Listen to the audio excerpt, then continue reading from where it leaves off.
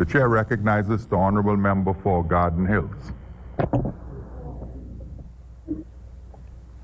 Thank you, Mr. Speaker.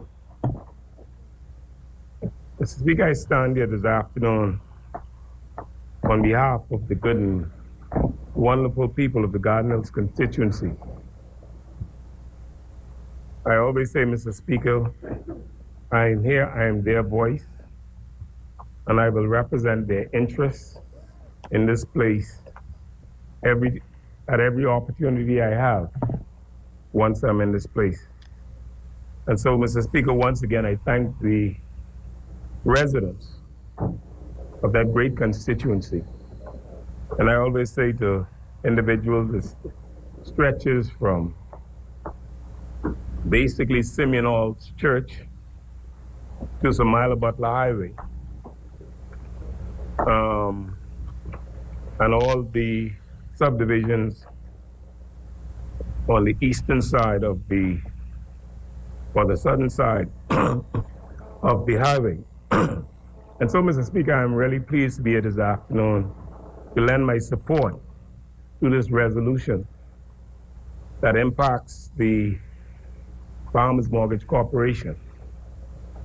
Before I do so, Mr. Speaker, though, I wish to extend condolences to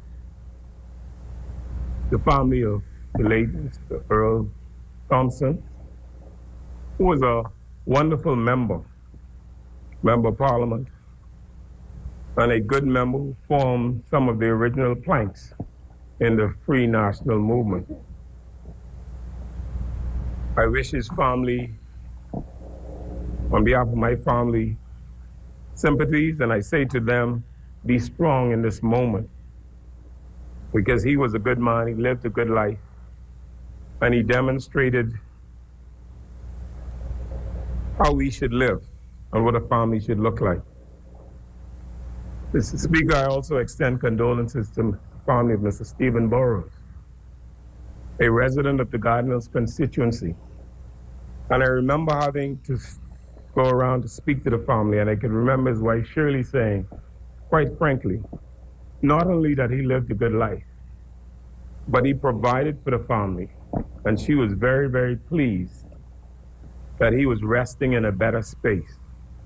And so to that entire family, we send condolences to them.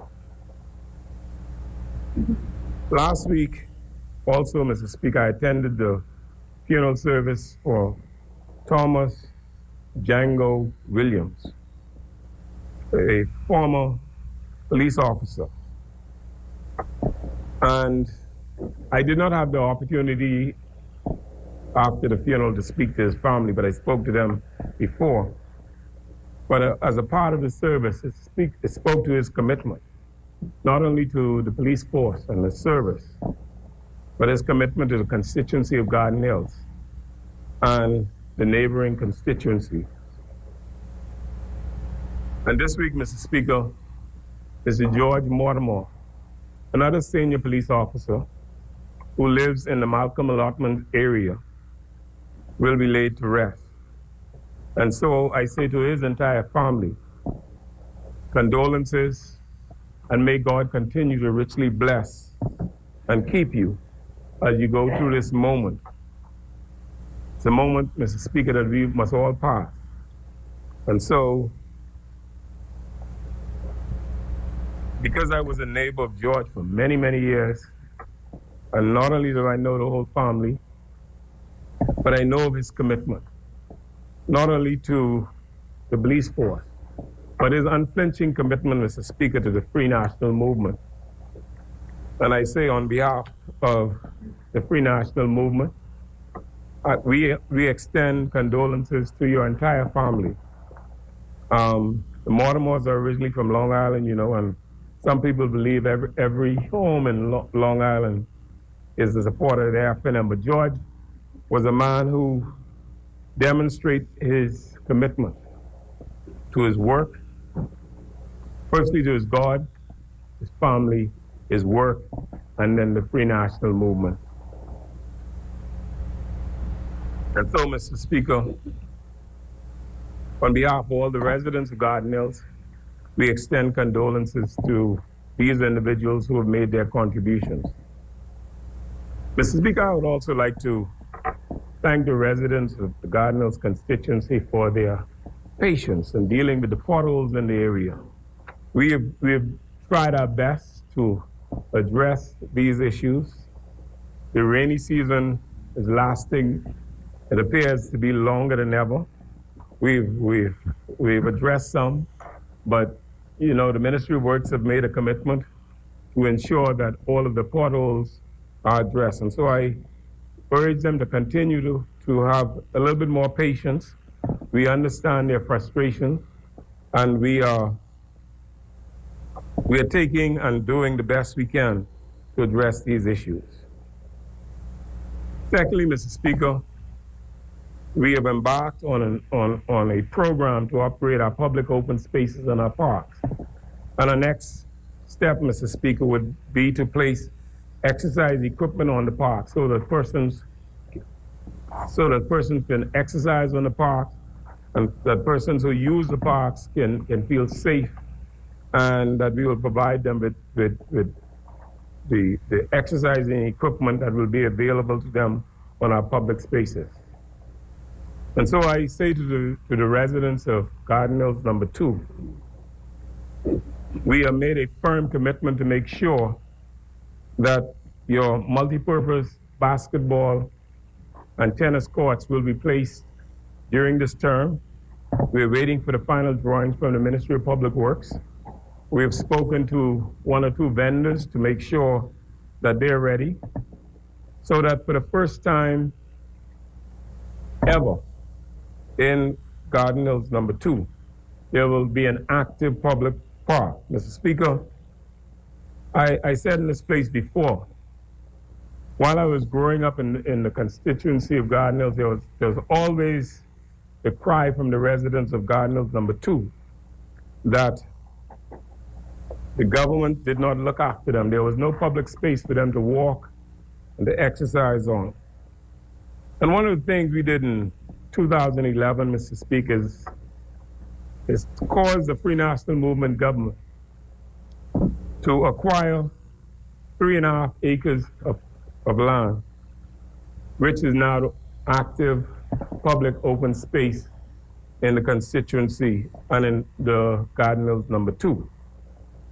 Notwithstanding that, Mr. Speaker, I remember vividly, Mr. Speaker, in 2013, the members opposite, and I don't see the member of Parliament for Cat Island, Rumpke, and San Salvador, but I recall, Mr. Speaker, how he had a big celebrations on the Garden Hills Park, Garden Hills number 2. And what was so amazing about that, Mr. Speaker, was the fact that he said, in his advertisement to the residents, come out, we're giving you your park. We're gonna make sure you have a park, because they didn't, before 2007, they never had a park.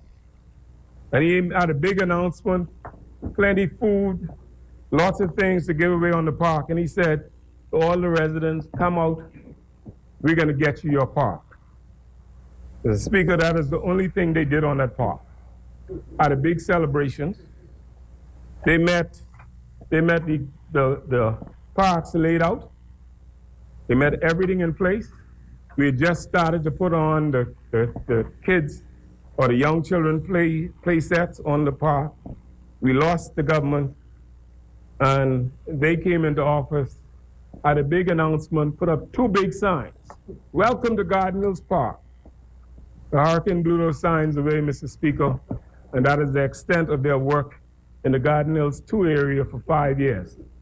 And so, Mr. Speaker, I want to again assure the members in the Garden Hills constituency that we're going to work feverishly to put in place in their public space I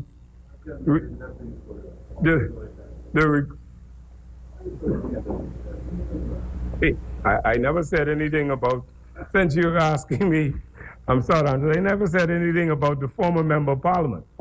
All I said was, what the fact that I stated was that in 2011, the government of the Bahamas got 3.5 acres of public space in the Garden Hills constituency. We started progress on working on the park. We lost in 2012. And if you go to the public space at Garden Hills too, notwithstanding the fact that they had a big party, spent plenty of money, busload of people from all over the place, nothing else was done except 2 signs. The hurricane blew away because even the hurricane got disgusted that they didn't do any more.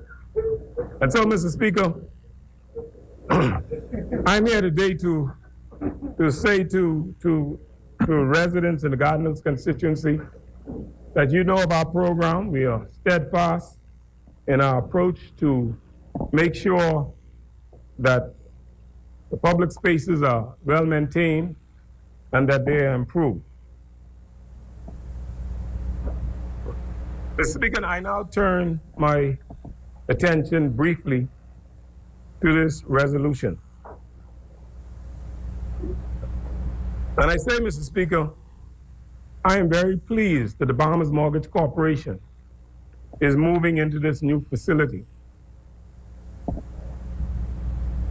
They deserve a new facility, Mr. Speaker, because most of the employees of the corporation work very hard. They sacrifice. They are good officers. And they work to make sure that people are placed in their homes and that the quality of life is improved of many of the citizens of this Commonwealth. And so, Mr. Speaker, I commend the government for taking these steps to improve the environment, to improve the quality of life of the workers of the Bahamas Mortgage Corporation, which, as we all know, has a special role to play in the development and growth of the Bahamian people. Mr. Speaker, as we progress, though, and as we move forward, I accept some of the suggestions advanced by the Member of Parliament for Angliston when she said that we should be extending the services of the Bahamas Mortgage Corporation. I accept that. And that's a good suggestion, Mr. Speaker. And I think this government will look into some of the things that were suggested by the Member of Parliament for Angliston.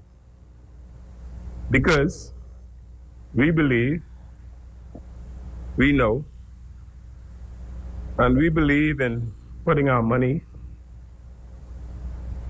next to our mouth. And so, Mr. Speaker, I firmly believe, as somebody who has responsibility, as a person who has responsibility to the public service, I know of the anguish of the scores of public officers who work hard, who do their best, who want to get a mortgage. But it is tough. Times are tough. And so they struggle, they work hard, they want the best for their country. And so when we were in office, Mr. Speaker, in 2007, the first thing we did to ensure that Bahamians were in a better space is we reduced the down payment required for a person to get a home. Cut it in half. That immediately, all you had to do was come up with 10%, and you will be able to be assessed. We went further in the public service, Mr. Speaker. We said if you're a public officer and you were getting a check from the government, we'd facilitate your mortgage even better. Not only were your down payments reduced, we'll put you on a check-off system, and we would ensure that you get your mortgage quickly. And so that's why, Mr. Speaker, in the subdivisions that we design, what you will find is a number of public officers strategically placed in those subdivisions. We made sure, for example, that there were a number of police officers strategically placed at the entrances of subdivisions so that they could easily report back to the police of the activities coming in. We made sure that nurses were placed in the subdivision so if there were emergencies, they could be easily addressed.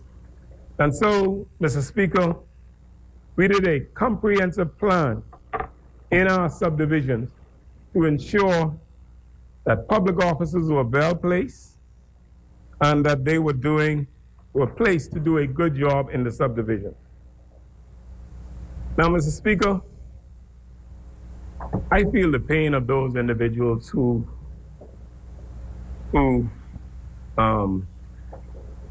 received letters. The member of Southern said letters of eviction.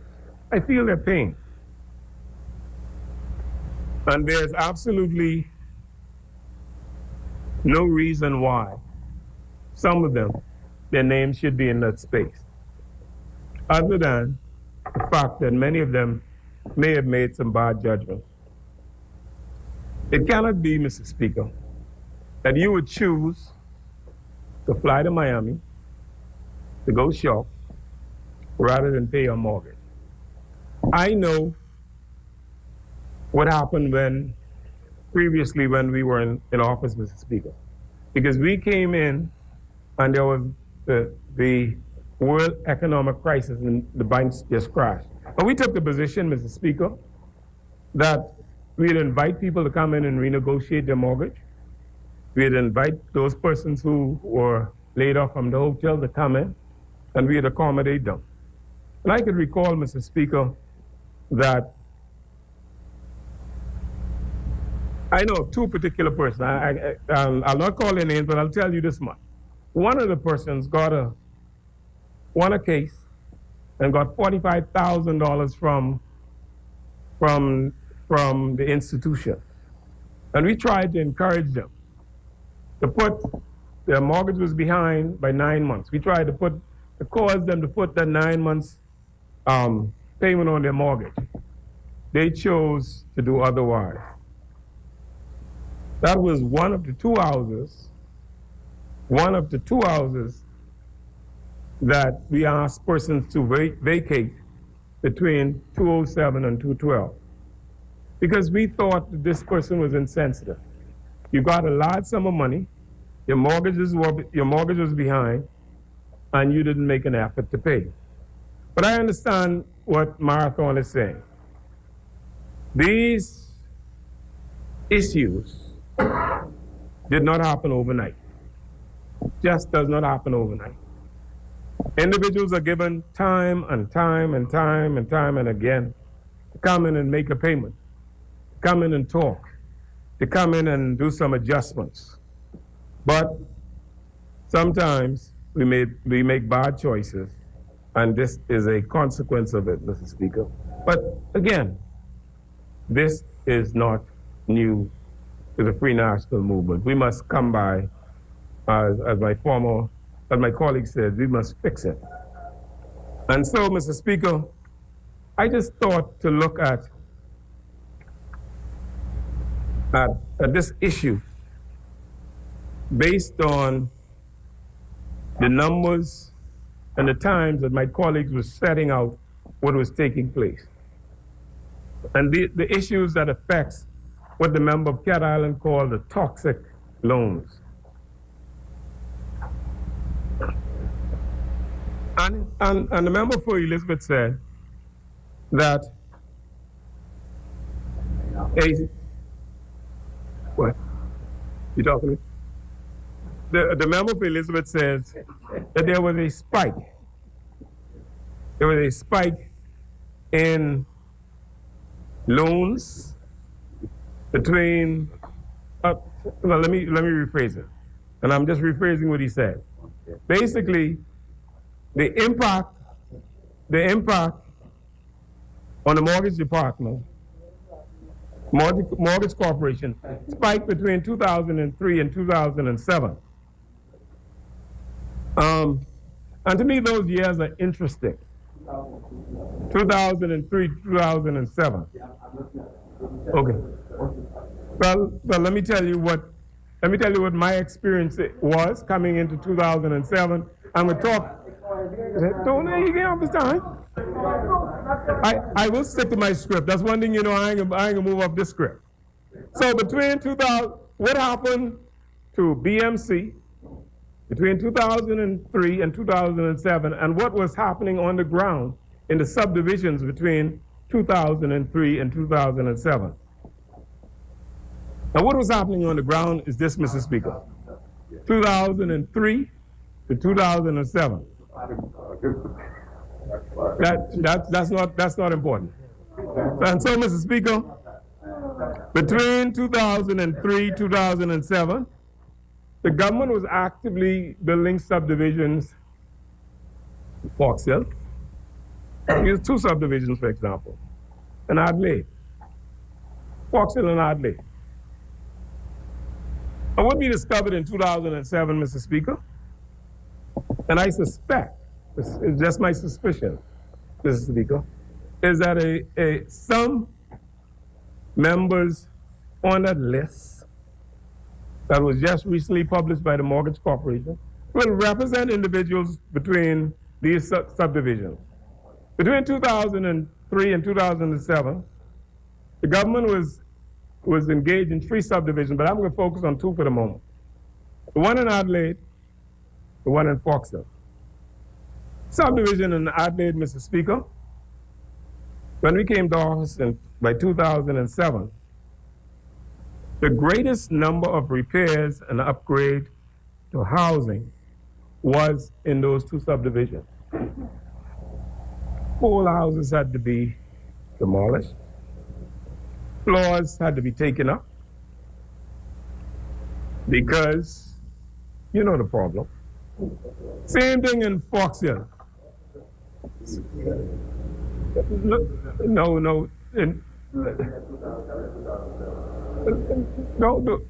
PM, I'll tell him. He didn't know. You see, there's to keep him in the box. He don't know about that.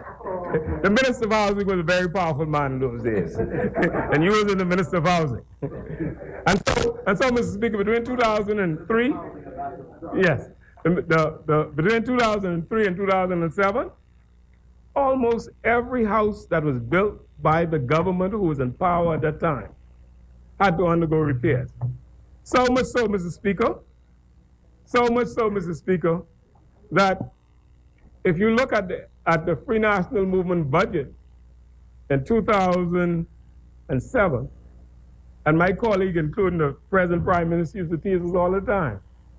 No, not one. We had a song. We couldn't build a house. And the reason we couldn't build a house is very clear, Mr. Speaker.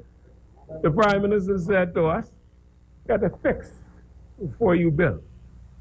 And so we spent, Mr. Speaker, all of 2007 when we came to office and part of 2008 fixing the poorly constructed houses built by the government that was in power during this time. Well,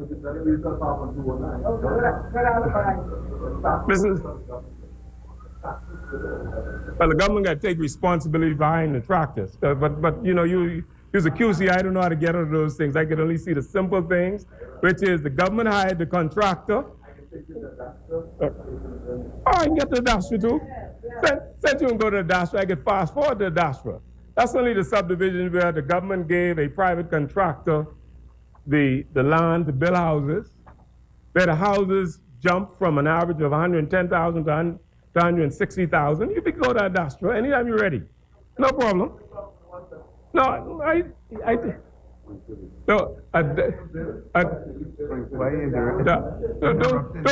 don't get me into all these houses, because if you want to talk with them houses in a Dastra, in 2007, and I could fast forward for you if you want. In 2007, let me go to 2006 for you, Cat Island. And still is.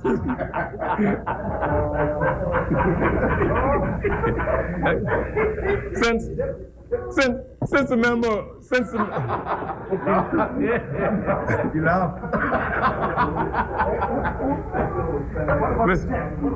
Mr. Speaker, Mr. Speaker, let me continue. I'll come back. I'll come back to industrial gardens, Mr. Speaker. Yeah. And so, Mr. Speaker, in 2006,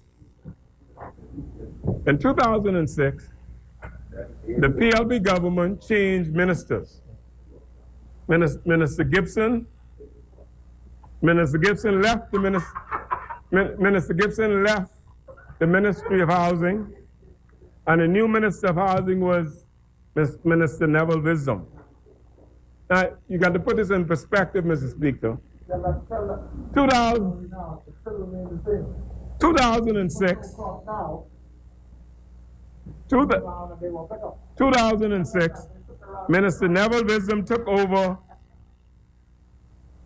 the Ministry of Housing. And this is interesting to me, Mr. Speaker. When Mr. Wisdom became the Minister of Housing in 2006, anyone who's worked in the housing before would know one thing. Ministers, when they're building a subdivision, assign houses or assign service lots to individuals before the building is complete or when the subdivision is designed.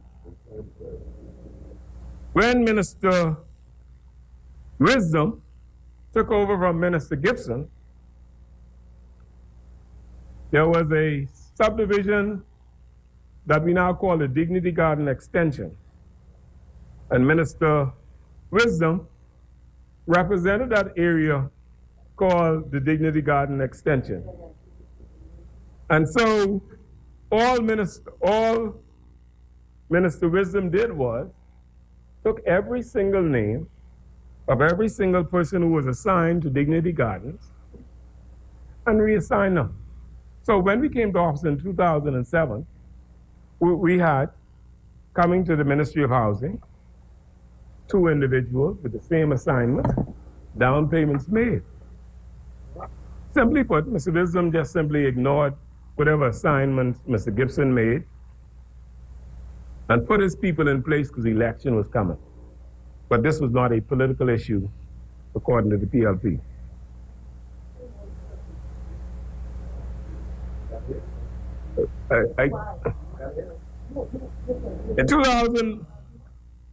In 2007, Mr. Speaker, moments before the election,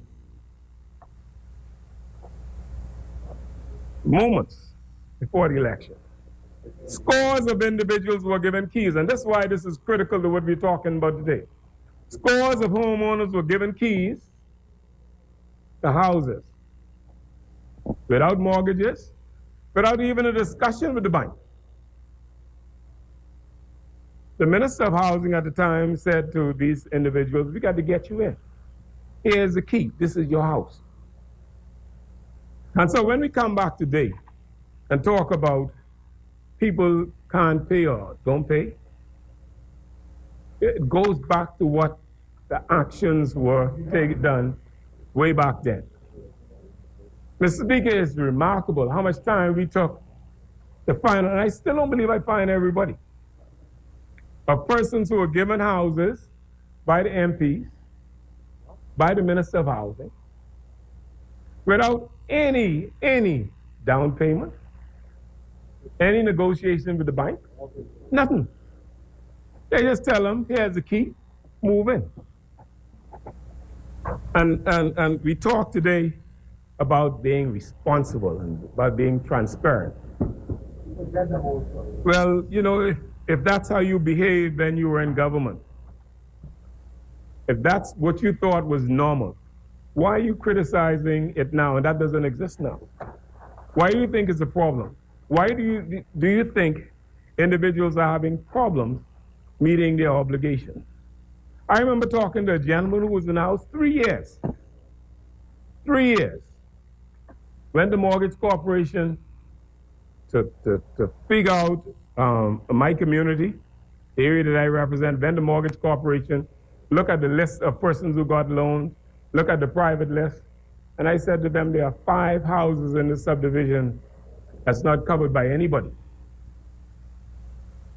5 houses, and I took the liberty to go talk to one of the gentlemen. He got mad at me. Wouldn't speak to me because his MP gave him the key. And what I said to him was, listen, at some point, this is going to come back to haunt you. You ain't get no government house free. You got to pay. 1 or 2 of them came in, Mr. Speaker, who was eager to make their arrangements. Others, some of them could not afford to make their arrangements. So the government was placed in a very tricky position. Here's a government into the area office, individuals assigned to houses, living in houses and buy furniture and everything. They don't have any mortgage, they can't get no mortgage. And so we come back 15, 10 years later and we're wondering why we are at this state.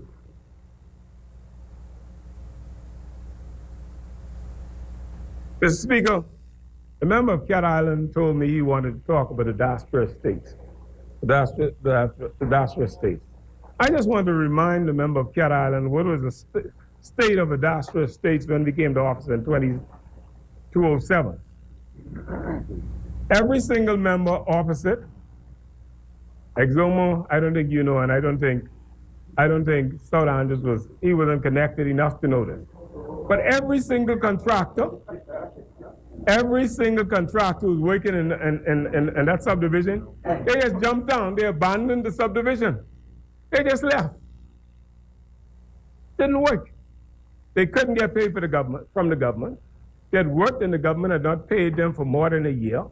So they just abandoned the subdivision. That is historical record. Now this government wants to come to us and talk about being responsible. Well, I can remember the former Prime Minister telling us they're cold. You all get $25 million worth of housing bill. I ain't give you all a cent until we paid it off. 25 million, of which 9 million belongs to contractors.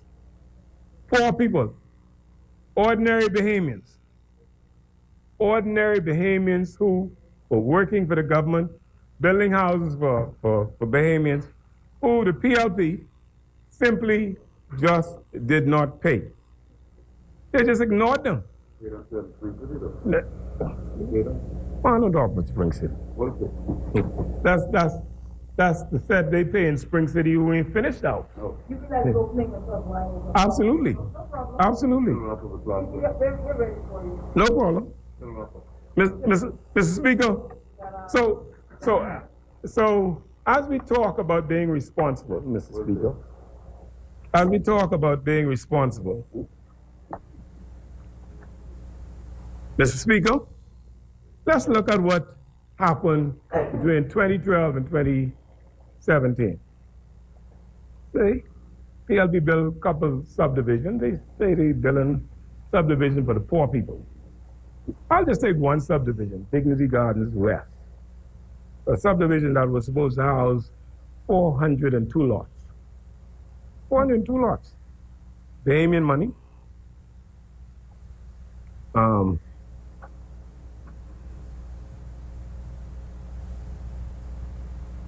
They built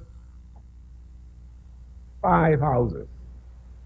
Of the 402 lots that were available, they built 5 houses in this area. Not one was occupied. Not one could be occupied. The Minister of Housing can tell you today, the average house is 6 feet below the road level. 6 feet below the road level. And so, Mr. Speaker, Mr. Speaker, we must all care about the Bahamian people. We must continue to express our care for Bahamian people. But the biggest travesty, Mr. Speaker, between 2012 and 2017 is not the fact that the PLB built subdivisions that could not, they could not build houses, or not that they gave to a private contractor houses to build that caused the cost of houses to rise from 210,000, 260,000. The PLB did an unbelievable thing in between 2012 and 2016, Mr. Speaker. You all know that the former government came to this parliament and borrowed the people's money from national insurance, $10 million. And never before in the history of borrowing, Mr. Speaker, bear in mind that the government had at its disposal the Mortgage Corporation and the Bank of the Bahamas. Mortgage Corporation and the Bank of the Bahamas. But they chose, Mr. Speaker, to have $10 million of the people's money directed directly to the accounts of one of their political colleagues. Could you imagine that? $10 million of the people's money moved from, not from NIB to the Mortgage Corporation, or from NIB to the Bank of the Bahamas. They gave this money to one of the political operatives who was to report to the Ministry of Housing of how the money was spent and the progress of the money. But Mr. Speaker, I'm going to speak to that something more later on. All I want to tell the Bahamian people now is the same government that wants to talk about transparency and accountability and how we should be we should be responsible. Think about one action. The government had access to two banks, Mortgage Corporation, which is basically a bank, and the Bank of the Bahamas. But they chose to take $10 million of the monies, hard-earned money, national insurance money, to give it and place it on the accounts of. That's what you say. If you say Galanas and Co, I accept that. Honorable member, Mr. Speaker, you have 2 minutes to wrap up. Mr. Speaker, thank you so much, Mr. Speaker. As I wrap up, Mr. Speaker. Well, we were fair. The MP for Angleston had plenty of minutes, but let me just say, Mr. Speaker. Let me say, Mr. Speaker. Never before in the history of the Bahamas, Mr. Speaker. Never before in the history of the Bahamas. Never before in the history of the Bahamas, Mr. Speaker, with all these government agencies, each agency has to be accountable to something. The government did not see fit to put that money in the Ministry of Finance. Ain't put it in under Bank of the Bahamas at it own. Ain't put this money in the Mortgage Corporation. They took $10 million of the people's money. And Exuma, I know you support me on this, you're a businessman. You put $10 million of the Bahamian money and transfer it from the people directly to one of your political colleagues. I wonder, Angleston, I know you to know that. Because if you knew that, Angleston, I know how fiery you are. And when you go to council this week, I want you to put hell on them. Leadership. They ain't supposed to do that. Honorable member. Could you imagine that, Angleston? Mr. Speaker, I rest.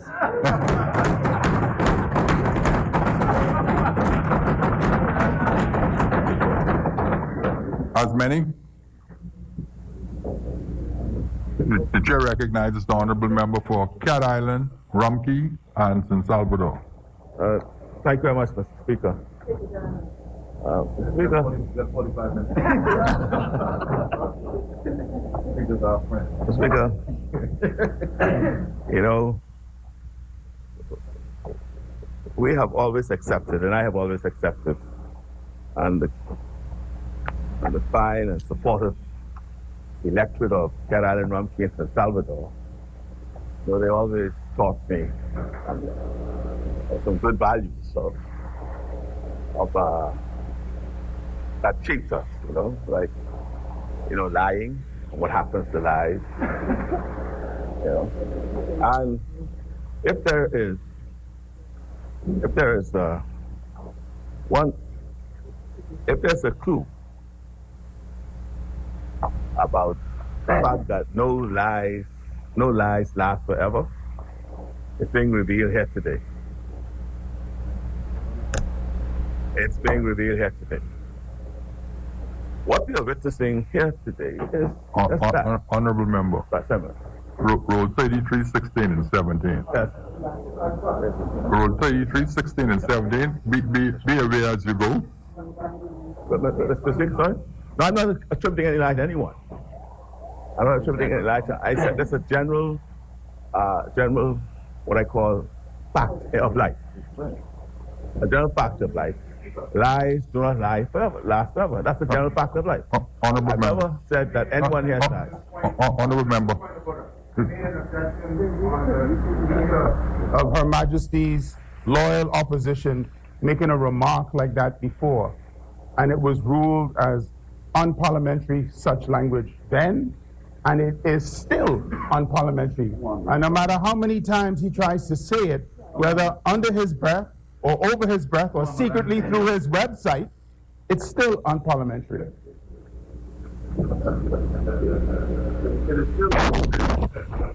It is still true, Mr. Speaker, that truth will always prevail. That truth will always trump a lie. That's what I'm saying. No more, no less. What I say, Mr. Speaker, is I want to commend the government for continuing a program and a project that we left in place. So that was a program and a project that we left in place that they have embraced. And so, any commentary that during the 2012-2017 administration, there is no plan and no vision, is being revealed today that there was in fact plans and vision, because it is now being embraced by the president, this administration. You know, Mr. Speaker,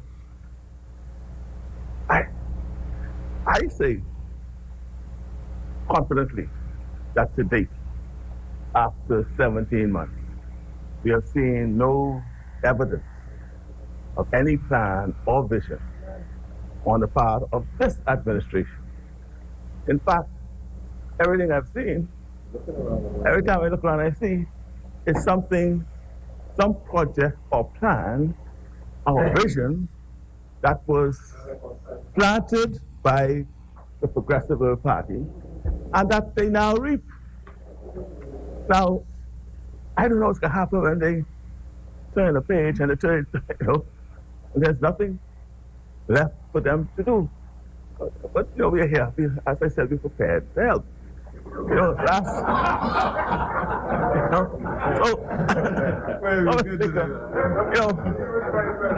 Speaker,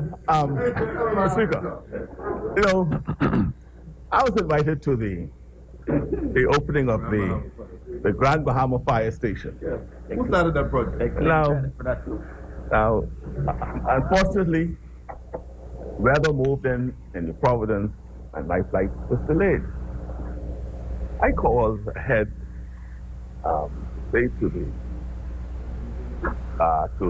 a key person, who turned out to be I think he was the MC, when I turned up with the MC, to say to them, I'm on my way. Because I want to be there to see how this project was going to be embraced. Just wanted to see.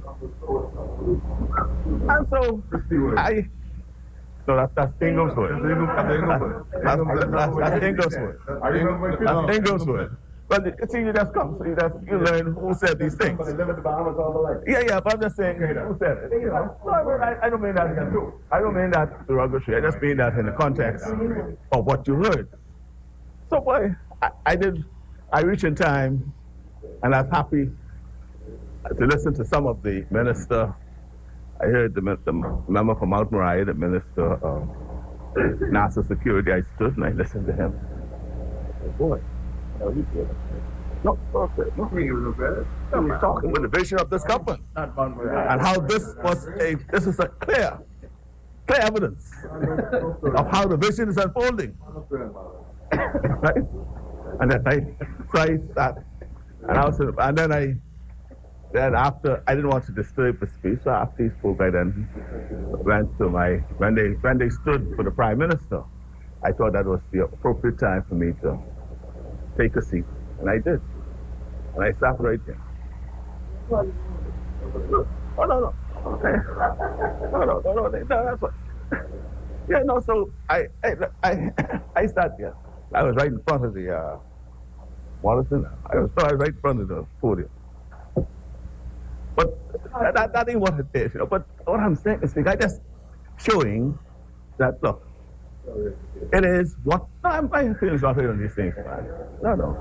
All I'm saying is, you know, my only cry, you know, was that the very least they could have done, which was only done by the MC at the close, that's what I heard, was the congratulations, basically acknowledge the contractor. A contractor who, I tell you, I find out to you, now you listen to me. Remember I was saying to you, right? The contractor who they canceled the contract for in 2007, he had a contract to build a school, and they say he wasn't competent to do so. Right? And then here they are now, enjoying the magnificent artistic works Reflection in the mirror. of this. So what I'm saying, Mr. Speaker, the point is that time for you all to, it's been 17 months by. Let's point to something that you all are doing. See the Minister of Transport. We saw him at NEMA accepting products from Japan. That's something we left. We done. Right? We left. You know, the automatic tax exchange. You know, Speaker. Honorable member. Yeah, you. Stop the time. The chair recognizes the honorable member for Mount Moriah. Speaker, I've been a good boy all day. I've been a good boy all day, so I will continue today being a good boy. But just let me say this, Mr. Speaker. Just let me say this. In 2009, I was in another place. As the officer in charge of the great island of Grand Bahama. And as I said in my speech, while there I had an affinity for Grand Bahama, but one of the most important things that we did while I was there was to make this dream that the member for Cat Island is now speaking about a reality. We fought to put that on paper. We fought to develop that. But here's what saddens me, and I'm happy you brought it up. That they were government for 5 years. And so it took them 5 years to make that a reality. But governments are continuous. Governments are continuous.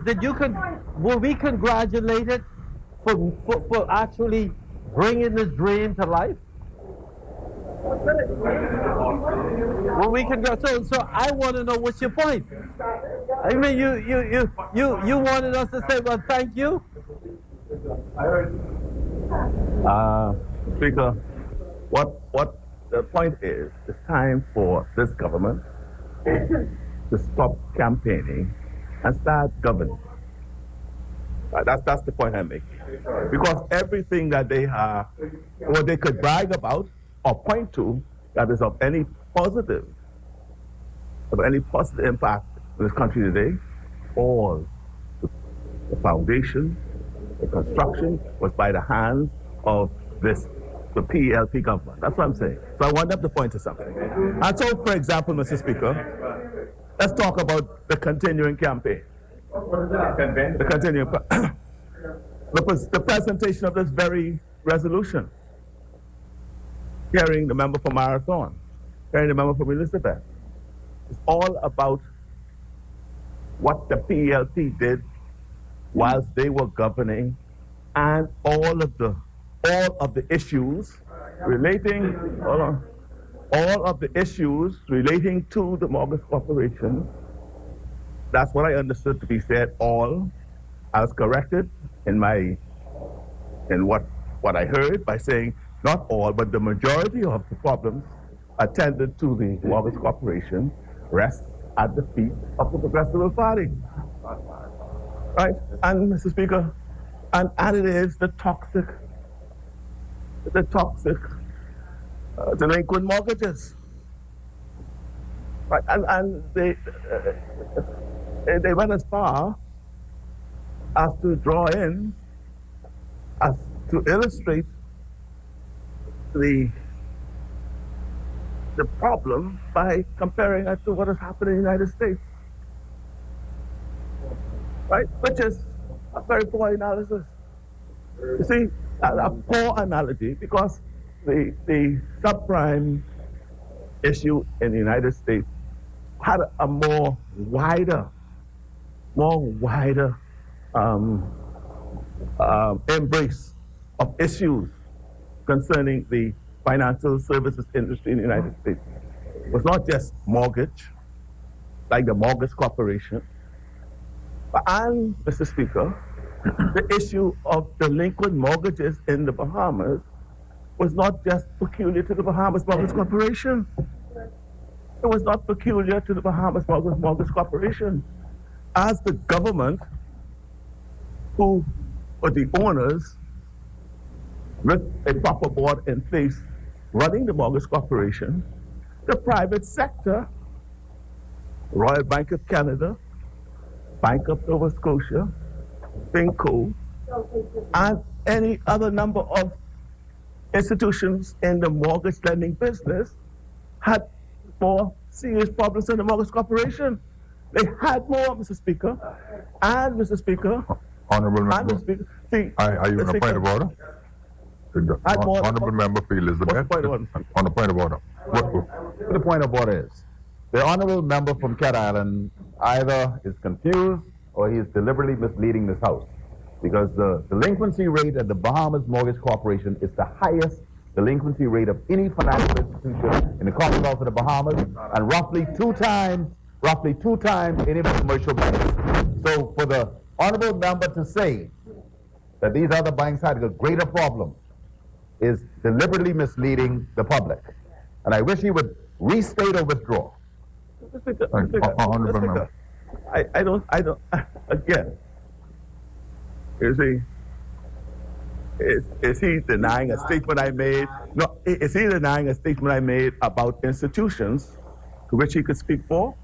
Could he speak for Royal Bank of Canada? Could he speak for Bank of Nova Scotia? Could he speak for any institutional entity out there that I'm speaking about? Mr. Speaker, he doesn't help. If your ruling is correct, upon what is he basing it? Unless he could deny it, and I don't know how he could deny anything on behalf of Royal Bank of Canada or Bank of Nova Scotia, because I'm going to further speak about my own personal information and pass it on and continue, Mr. Speaker. Right, Mr. Speaker? Honorable members. See, what I'm saying is what I said, just to be clear, Mr. Speaker, what I'm saying is that the mortgage debt crisis, the depth of the mortgage crisis was not peculiar to the Bahamas Mortgage Corporation. That's the point I'm making, right? Now, recognizing the demographics and the role of what the Bahamas Mortgage Corporation is about, it would not be surprising if their delinquency rate was a bit higher than that in the private sector, right? That's not surprising. But what I'm saying, Mr. Speaker, is that if the member is going to understand what is happening in the debt crisis relating to the mortgage crisis, what he'll recognize as well, that the Mortgage Corporation was not a subject of comment by international agencies whose attention was drawn to the depth of the mortgage crisis in the Bahamas when they were discussing our rating. So it was not peculiar to the Mortgage Corporation as they would want it to be seen. And if it's going to talk about, if you want to talk about delinquency, Mr. Speaker, what? Mr. Speaker, if they want to talk about delinquency, he laid this document on the table. He did. Elizabeth, right? And this speaks of movement of mortgage arrears portfolio 1991 to 2010. 1991 to 2010.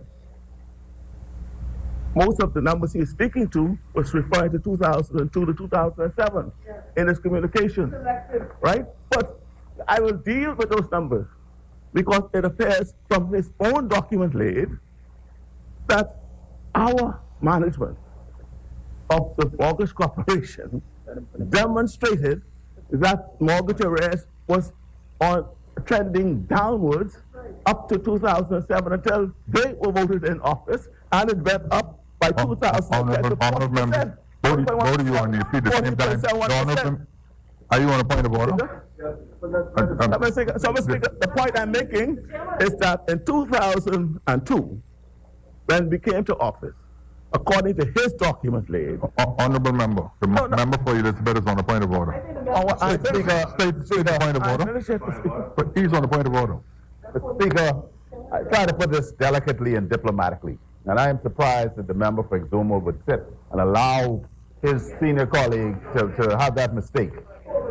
What the document that he is referring to does not speak to the date of origin of arrears. It speaks to the level of delinquency by year.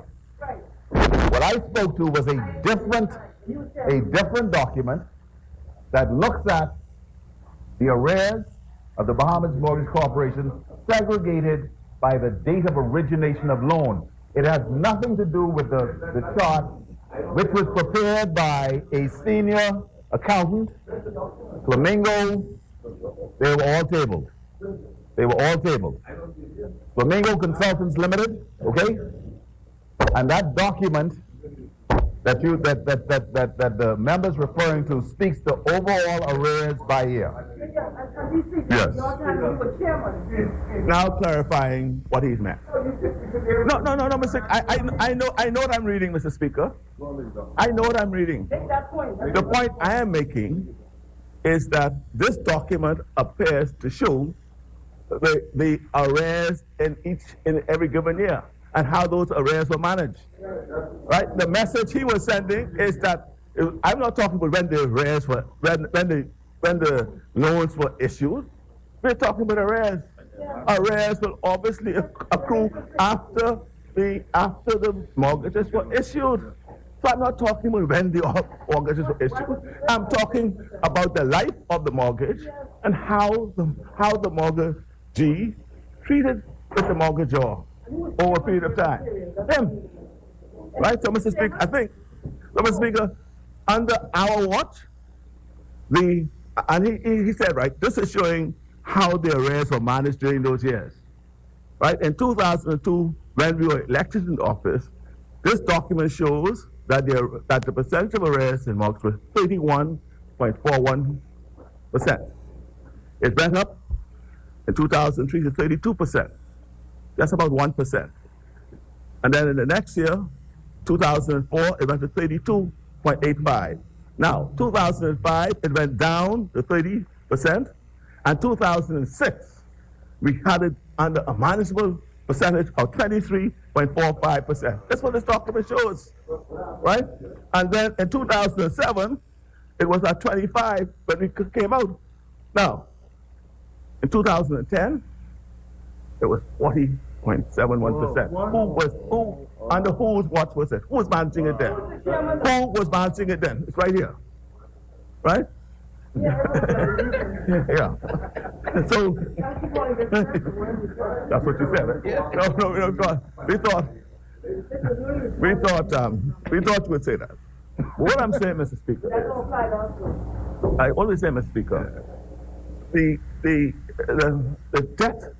death of the mortgage crisis was not peculiar to the Bahamas Mortgage Corporation. In fact, Mr. Speaker, Bank of Nova Scotia, when they assess the proportion of foreclosures in the Bahamas in relation to their mortgage portfolio, recognized that that percentage was much higher than Canada. And they were directed to do something about it.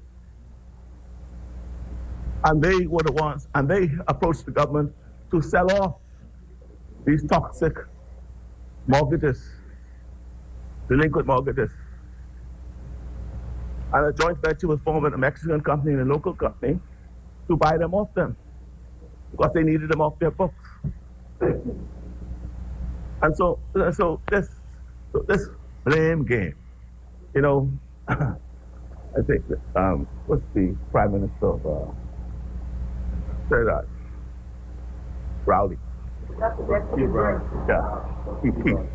Dr. Keith. He said, you know, whenever you have to continue to blame the opposition for being unable to fulfill your own promises and your own mandate, if you can continue to blame, you have a problem. Because, you know, it's truly an admission that you've become useless. It's an admission that you've become useless. So, yeah. So, you're becoming useless? Huh? Yes.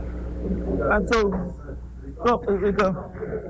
Mr. Speaker, you know, like I said, it is Bank of Nova Scotia, right? And they highlighted the problem. They're the ones who brought it to fore, right? As I said, the rating agencies have been commenting on delinquent mortgages. And so just to single out Bahamas Mortgage Corporation to continue your campaign narrative that the PLP mismanaged, imprudent, it is tough. That's the truth will triumph, and the truth is coming out now. The truth is coming out now, right? And so, Mr. Speaker, you know, let me just say this: I am not, Mr. Speaker.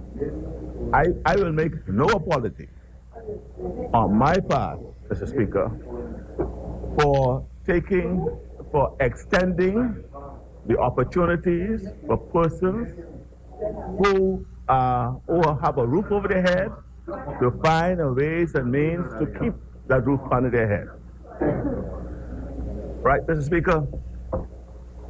The banks, when we are dealing with the mortgage relief program, they've come to realize that when they evict the homeowners,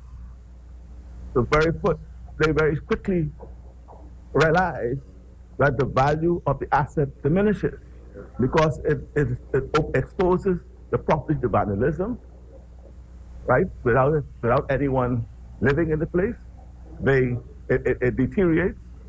And yes, Mr. Speaker, they have come up. They try to in our mortgage relief program develop an approach where the borrower could remain in the house and pay whatever they could pay until a reasonable accommodation could be made for that homeowner that will be beneficial both for the lender and the borrower. And that is what the member for Eggleston was speaking about. Thinking about a deeper understanding of what's going on.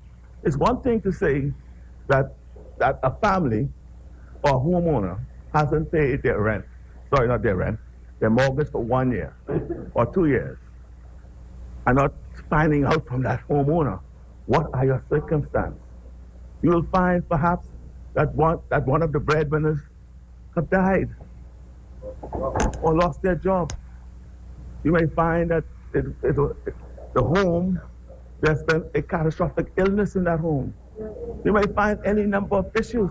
And then there's no, we talk about this rent-to-own situation. Could it not be that perhaps you can say to the homeowner, pay something, let's get her rent, look at their means and work it out? That's all we ask you to do.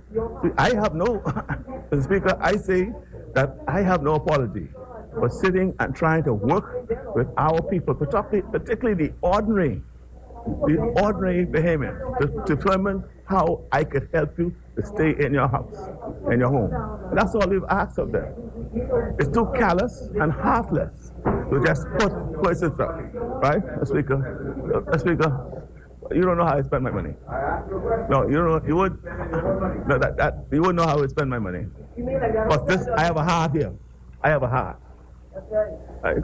So you don't know how I spend my money. I have a heart. Right? I have a heart, Mr. Speaker. And so, Mr. Speaker, see, so at the end of the day, it is standing in the gap, Mr. Speaker, for those who are least amongst us. Right? I always recall this government boasting about how many reverends they have in Parliament, or 7 or 8 who are ordained. Honorable member. Huh? Rule 33, What 16 says? and 17. I don't know where you're going with that matter as it relates to ordained ministers, Yeah. because I happen to be one. I know. I know, Mr. So I'm reminding you of Order 33, Rule 33, Mr. Speaker. Rule 16 and 17, Mr. Speaker. before you go any further with that. Mr.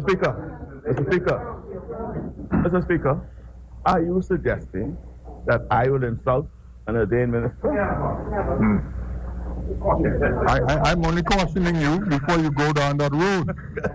You know, the devil is busy. My hands are not busy. No, Speaker, I'm only saying, Mr. Speaker, because I wanted to invoke in the spirit of those who are ordained and who are a part of this government, to remind them and to pray for them, to let them know it is the least that you do for the least amongst us that counts. And those persons who are being evicted are the least amongst us, Mr. Speaker. That's so 15 and 16, it'll come to that. That's all I'm asking, Mr. Speaker. And that's what I'm saying, Mr. Speaker. Right? And so, Mr. Speaker, we are talking about people having no shelter. You remind us what time you all tell the church. Having no shelter. Having no shelter. Remember that. And putting them out, Mr. Speaker. Mr. Speaker. And so, Mr. Speaker, that's all I say, Mr. Speaker. And the blame game, Mr. Speaker, as I said. Honorable members. They could speak. Hold my time.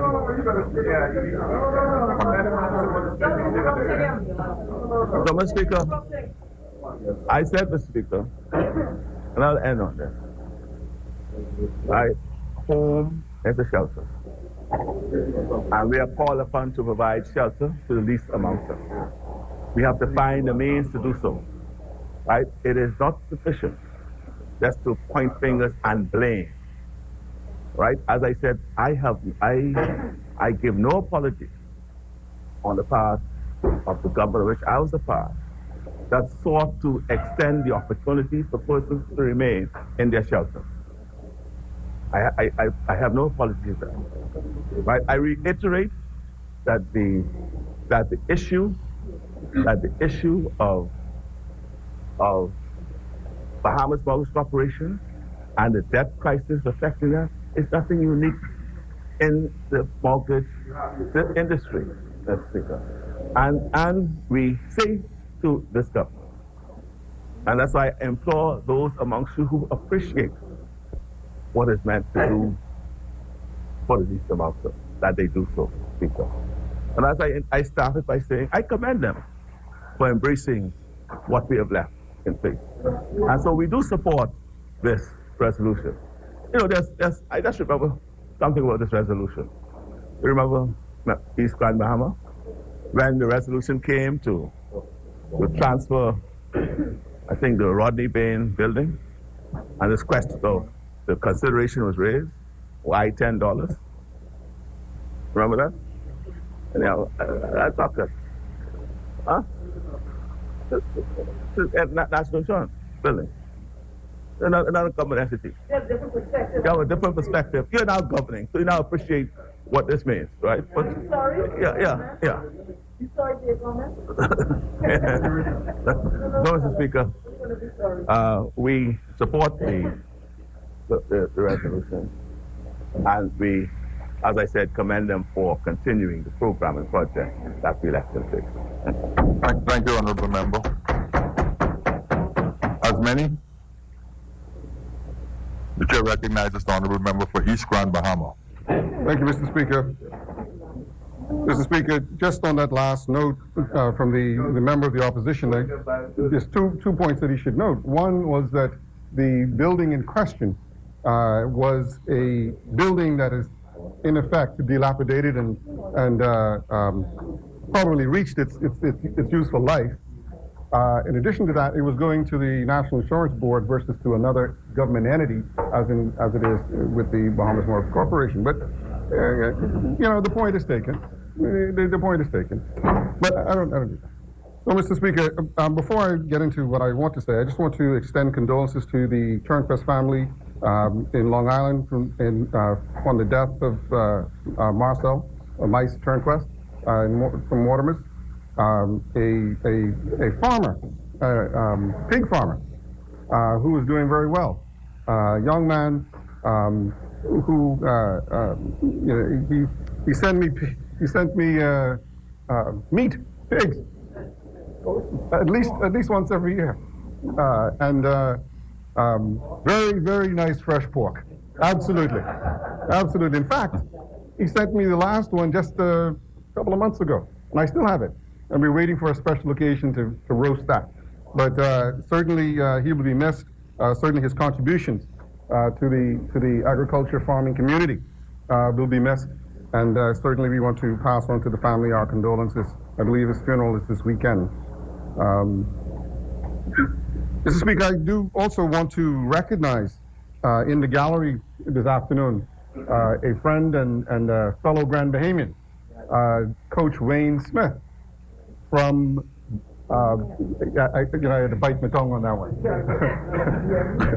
Freeport High, but Bishop Michael Eldon High School. And Mr. Speaker, Wayne is a very humble man, but he is a very successful coach, well-respected educator, and certainly someone that the Grand Bahama community is very proud to have represent us. And between him and his friend Norris Bain, I don't know who's got the most winningest teams, but since Norris left us, we go with Ray. What are you saying about this? Norris is my friend. Don't worry about that. But it's good to have him here today. Mr. Speaker, pardon me? Say it again? I didn't say he was. He's with us here today. But Mr. Speaker, I rise to just to give a few points with respect to the resolution that is before us. No doubt the effort that we're making today is one that is necessary, and I think all parliamentarians agree with that. And certainly the property that is to house the Bahamas Mortgage Corporation, I think is one that is certainly fitting. It is in the financial district, and the edifice itself is one that I remember very fondly from my earlier days being here in Nassau as a stately resident. That certainly is, I'm very, very happy that is being restored and being put to good use. The member for Centerville and I normally have a little bit of a difference when it comes to certain matters. On this particular day, I believe we are in full alignment, and I celebrate that. Mr. Speaker, small victories.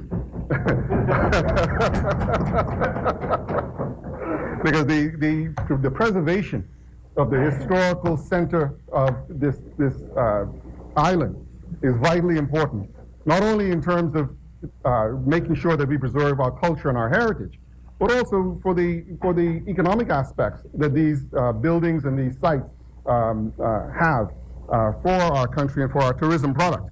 And we have to do all that we can to maintain as best we can these institutions so that we preserve what is unique and special about the Bahamas and about the city of Nassau. Having said that, Mr. Speaker, I do look forward to the day when we will do some modernization and construct some new facilities in this downtown area. You may be aware that the central bank is looking to relocate. We need a new Parliament building, and the post office is to be demolished. The Supreme Court needs a new building. Pardon me? Someplace. And the Supreme Court is to be relocated or should be relocated. And all of them can serve as the foundation for this revitalized downtown that we're trying to create. But we'll speak about that, I suppose, sometime in the future.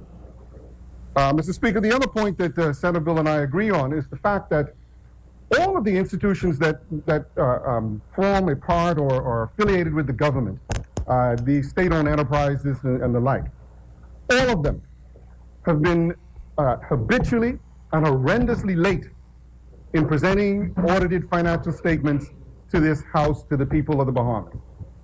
That is just unacceptable. Unacceptable. Whether the report is good or whether it's bad, the Bahamian people deserve to know how these operations are conducting themselves, to be able to judge the management of those institutions, and to hold them accountable. Mr. Speaker, this is Bahamian dollars. These are Bahamian people-owned money, and we have an obligation. And so, and not only do we have a moral obligation, we have a legal obligation. And so, you know, I put that out there to say to all of these entities, and I'm speaking now as the Minister of Finance, who has responsibility for the country's finance, who has responsibility for issuing guarantees for a lot of these organizations and providing subvention to a lot of these organizations. We expect that whatever your issues are, for them to be resolved so that we can bring to this House over the next year current financial statements. And we expect them to be laid as they are mandated to be laid by the law within the required specified time. There's not too much to ask, Mr. Speaker. After all, most of these institutions are staffed with competent people, qualified people. And so there's no excuse that's acceptable. And we don't want to get to the point where we start holding and pushing people to do what they're supposed to do. Again, these are professional people, and we should not have to go to that extent. And so I agree with the member for Centerville that the financial statements for the mortgage corporation, delinquent as they are, need to be brought forward so that we can know the true state of that corporation. And we don't have to have this debate about whose piece of paper is correct, because we will have the official audited result. And we can speak from a position, an informed position, and with authority on the matter. Mr. Speaker, this is why last week it was so important that we passed that fiscal responsibility bill, because embedded in that is additional requirements and teeth with respect to ensuring that these state-owned enterprises fulfill their part of the mandate for us to be responsible and to report to the Bahamian people on time, Mr. Speaker. And so, I again thank colleagues for that. Mr. Speaker, there was a comment that was made about national health insurance and we're making the people pay and all the rest of this. Mr. Speaker, this is all ties into this whole issue about the mortgage corporation and delinquency. Mr. Speaker, the last administration for 5 years came to this place and touted something that they call national health insurance. And to this day, Mr. Speaker, not much of anything has changed. Mr. Speaker, so for them to come here to talk about we're disbanding national health insurance, well, first you had to have national insurance, health insurance. That's the first thing. You have to have a functioning system, Mr. Speaker. But, Mr. Speaker, as in all things, there is no free lunch. And we've got to stop telling the Bahamian people this. That you can just do whatever you want to do, and there's no responsibility. Listen, the fact of the matter is today, the demands on the government today are much more significant than they were back when we became independent. The member for Angleston is on a point of order. Could you state the point of order? I'm just wondering, I think I heard the member suggest that we said on this side, one of the speakers who, with the three of us, that we said you can do whatever you want to do, but there'll be no accountability. I'd like to know who said that. No, I'd like to know who said that, and if no, but the suggestion is that someone over here said it. No one said it. We had a very grounded argument on this issue. Speaker, we have very grounded arguments on this side. The members, we're not going to sit here, Mr. Speaker, and allow the member to castigate what we are saying in a way in which that is nothing but political propaganda. No one over here on this side said that you can say whatever, you could do whatever you want to do, and there is no accountability, Mr. Speaker. And I'm asking the member to, Speaker, one of the members for Port Charlotte could allow me to make my point. Yeah, well, we heard you 10 times, but let me make my point. I'm speaking to my colleague. Yeah, but keep your voice down, though. You're speaking too loud. Honorable member. Honorable member for East Grand Bahama. Thank you, Mr. Speaker. Mr. Speaker. Speaker, you know, honorable member, can you address the point of order raised? Absolutely. Honorable members, order. Mr. Speaker. Mr. Speaker, they say when you step on somebody's corn, there's yelp. But I did not say that side said. Okay, good. I said we.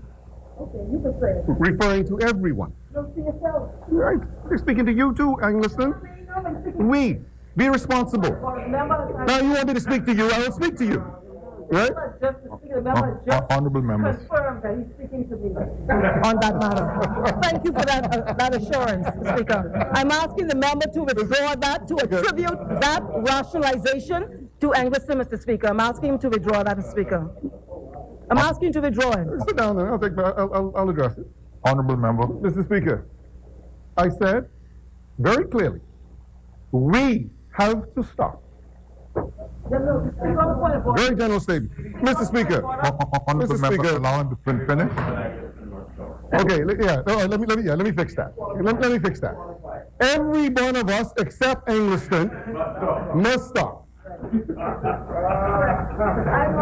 from encouraging our people to be responsible.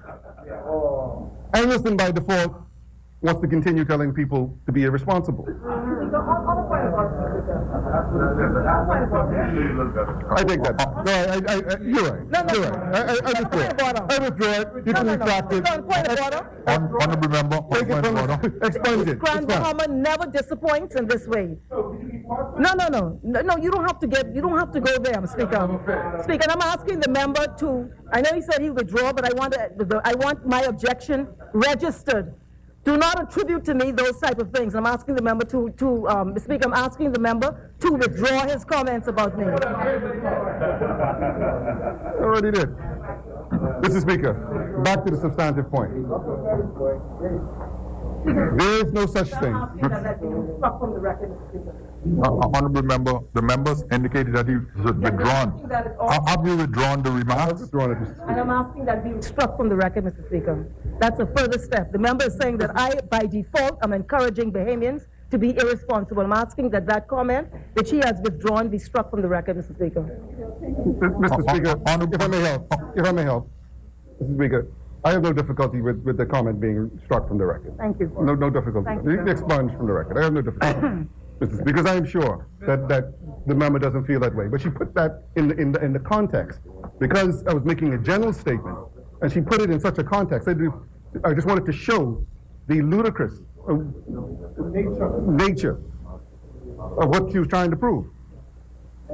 Anyway, Mr. Speaker, as I was saying, Mr. Speaker, there is no free lunch, and we have to stop telling the Bahamian people that we can continue to provide additional services on top of the services that we already provide without any cost. Mr. Speaker, the years of buildup of debt in this country is evidence of the fact that we have been accelerating the level of services that we're providing to the Bahamian people without any commensurate revenue side. And whenever you talk about the revenue side, you hear all the comments about the uncaring nature and all the rest of it. But the fact of the matter is, Mr. Speaker, that all of these services that we provide come with a cost. And so when we talk about national health insurance, it is untrue to say that the government of today has disbanded or abandoned the National Health Insurance Initiative. It hasn't.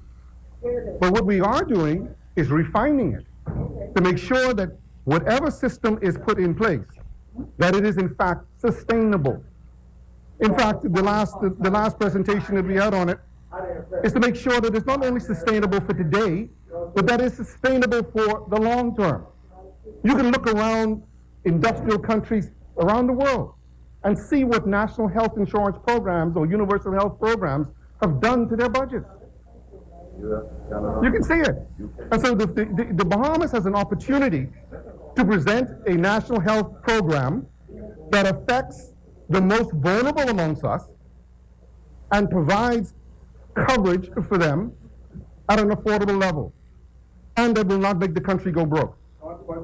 And that is what we are trying to accomplish with it. So it is untrue to say that the current government has abandoned its election program with respect, or mandate, with respect to national health insurance and catastrophic health insurance. We have not, Mr. Speaker. Mr. Speaker, the other point that I wanted to raise was in respect to the mortgage relief program. Somebody said something to the effect that we have abandoned the mortgage relief program, or the banks are accepting, could be my word, the mortgage relief program. Mr. Speaker, this is absolutely untrue. The fact of the matter is, there is, if I'm correct, and you can correct me if I'm wrong, I believe there were 7 people that qualified for the mortgage relief program. There was another program, Mr. Speaker, where the government committed some $20 million to support mortgage relief. Mr. Speaker, and you know, just as we got into trouble, just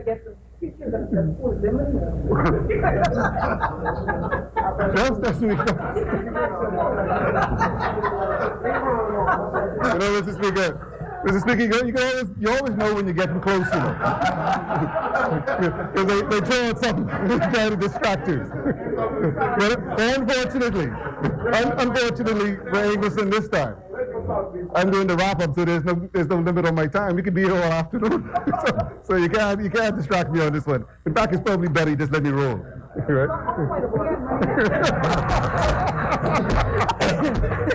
Chair recognizes the honourable member for Englishman. Seeing that members all day, as he's indicated, Speaker, no, but in all seriousness, Mr. Speaker, I think I alluded to, I don't know if the member for Cat Island did, or did you speak to it? I got it. No, I spoke to it, Mr. Speaker, and what I said was that the former administration made efforts. I said that the then opposition criticized the government, then government, for it, and intimated that it would bring something that would have some concrete impact. So the question was raised, was where was the concrete impact? That's what I said. Now you could dissect what we did. What I said was that we made efforts, and I'm not sure that your case about 7 is correct. There were a number of nuances that I know, because I personally intervened for a number of people who were losing. Over 400? Yeah, Mr. Speaker, the program had a number of nuances where they worked with people in a way in which that did not end up before the courts, where there was restructuring. There were a lot of things that happened pursuant to a policy position, which was to see how people could retain those homes. A lot of people lost their homes anyhow. But so I'm just saying that. So I just want to be, if you could be clear, I think your number of 7 does not reflect the actual and true impact of the intervention of the government on that program.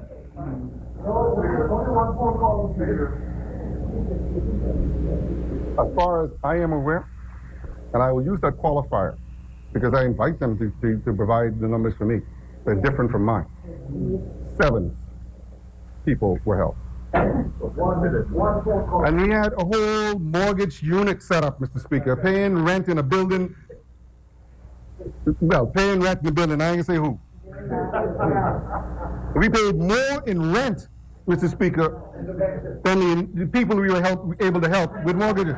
What are you doing? Mr. Speaker. So, Mr. Speaker, the member asked, what are we doing? Mr. Speaker. So, Mr. Speaker, you know, Mr. Speaker, I wanted to address that with respect to this whole idea that this government is, through the Bahamas Mortgage Corporation, is being careless or cold-hearted, mean with respect to these individuals who are now find themselves in a very difficult spot. I also want to address that issue with respect to whether it's only PLPs that are being dislocated. Mr. Speaker, I think the member for Marathon, when he spoke, laid out very, very clearly the challenges that the Bahamas Mortgage Corporation face with respect to delinquent mortgages. You see, Mr. Speaker, you know, I listened to, somebody called me yesterday, because I don't normally watch it, but somebody called me yesterday about this Eyewitness News or Channel 224, I think it is. They have something after the headlines or something like this, I'm sure, with Clint Watson. No, I don't actually. I don't. I don't. Yeah. Because it seems they have a particular type of guest, and so you know, if I want to hurt my head, I gotta look at something else. But anyway, on that show last night was the former chairman of the Bahamas Mortgage Corporation, and. You know, again, I don't listen to these things because, again, 9 out of 10, they're going on with information that they get off the Black Belt Press or one of these kind of things, the Ghetto News Network, as they call it. So I don't really pay much attention to it. But I did watch a little clip on it, and one of the things that caught my eye was he was talking about the host tried to, and this is my interpretation, so I apologize if I get this wrong. My interpretation was the host was trying to get him to say something negative about the Bahamas Mortgage Corporation and the action that was being taken. And to his credit, the former chairman said, "What do you do?" And I'm not quoting his exact words, right? But the general, what do you do when you make a demand on a mortgage holder? You write them, you invite them to come in to talk about it, you make offers to restructure, they will not come in. Yet, you see the same mortgage holder who has a new car, who has vacation, who has cable television, who has all of these things that, in the scheme of the priorities in life, probably should not rank. And I'm not judging anybody, so I don't want anybody to say that I'm being elitist, because I know, you know, that's the first thing you can jump to. That's not it at all. But it's about proper financial management. And I would say Exuma wouldn't say that, because Exuma is a financial professional, and he knows. You know, he might say it under his breath jokingly, but he knows. And he would not stand on his feet to say that, because it would be irresponsible. And I know he wouldn't do it. You know, I want to make the point, because this, you know, on this particular point, and this is, you know, from time to time, you know, I indicate in this house that we have to be mature about the matters that we're debating. Because it's not only about cracking jokes on one another and trying to get your point across, but it's also about educating the Bahamian people. It's about making sure that we are being, at least once in a while, because a lot of times, and Bahamian people will tell you, a lot of the times we just blowing smoke in here. But every now and then, we have to be substantive. So when we talk about, and just to continue on the point, the former chairman spoke about how they tried, when under his watch, to get these people to come in to pay. And that there were mortgages, 5, 6, 7, up to 14 years in arrears. Some people, allegedly, didn't pay from day one, Mr. Speaker. You know, and so I'm going to tell you how dangerous and disastrous that is, Mr. Speaker. And just before I do that, the other thing that the former chairman said that I also thought was important, and I give him credit for this. He said, when I was Mortgage Corporation chairman, and I tried to evict some of these people and to enforce the mortgage, I would get calls from MPs and cabinet ministers telling me that's my constituent, don't mess with that one. And he said, I did the best I could. Mr. Speaker, I'll tell you what that means.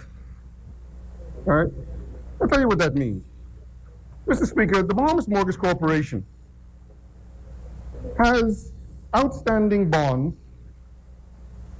with a principal of $162,100,000. And that's bonds that are coming due from 2018 to 2037. Mr. Speaker, the interest on those bonds is $926,146. That's the interest on those bonds.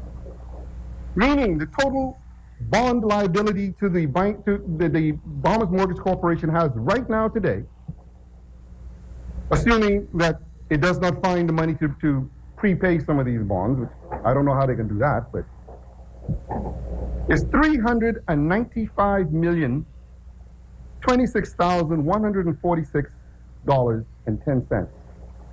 This is money that the Bahamas Mortgage Corporation has gone out and borrowed from bondholders and on lend to individual homeowners throughout this country. And so that people understand, banks by themselves don't have any money. They don't have any money. They have their capital, but they don't lend their own money. They take your deposit and they pay you 0.05% interest, and they take that same money and they lend it to somebody else for 8, 9, 10, 11, 12, 14%. All right? That's how they make their profit. All right? And we can talk about that at some point in the future. Something need to happen about that, but we can talk about that some other time.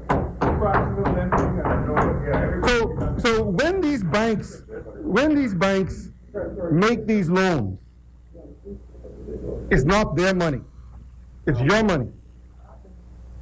In this particular case, with respect to the Bahamas Mortgage Corporation, it's not only my money, it's not only Kalani's money, it's not only Mariah's money, or Cat Island money, or Engliston money. It's all our money. And so, when the member for Cat Island suggests,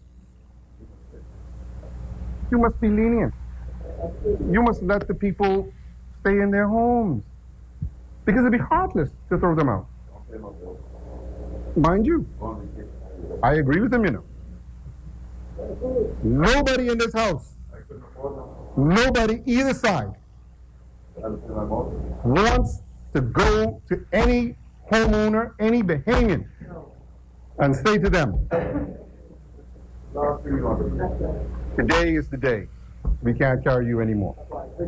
Nobody wants to do it.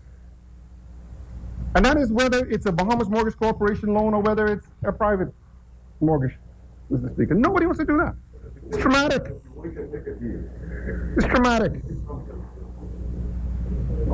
But how do you take the Bahamian people's money and say to the person who borrowed it, man, don't mind that. Don't mind that. I can take care of you. Use my supporter. Vote for me next election. It can be okay.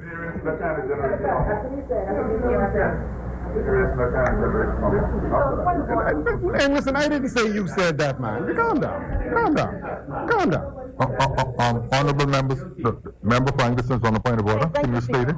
Speaker, I just want to make sure I understand what's happening here. You are there's an undercurrent. Speaker, she has a point of order. I have a point of order, Speaker. I would like to know if the member is suggesting that someone over this side said that we spoke to our supporters and say, you could do this.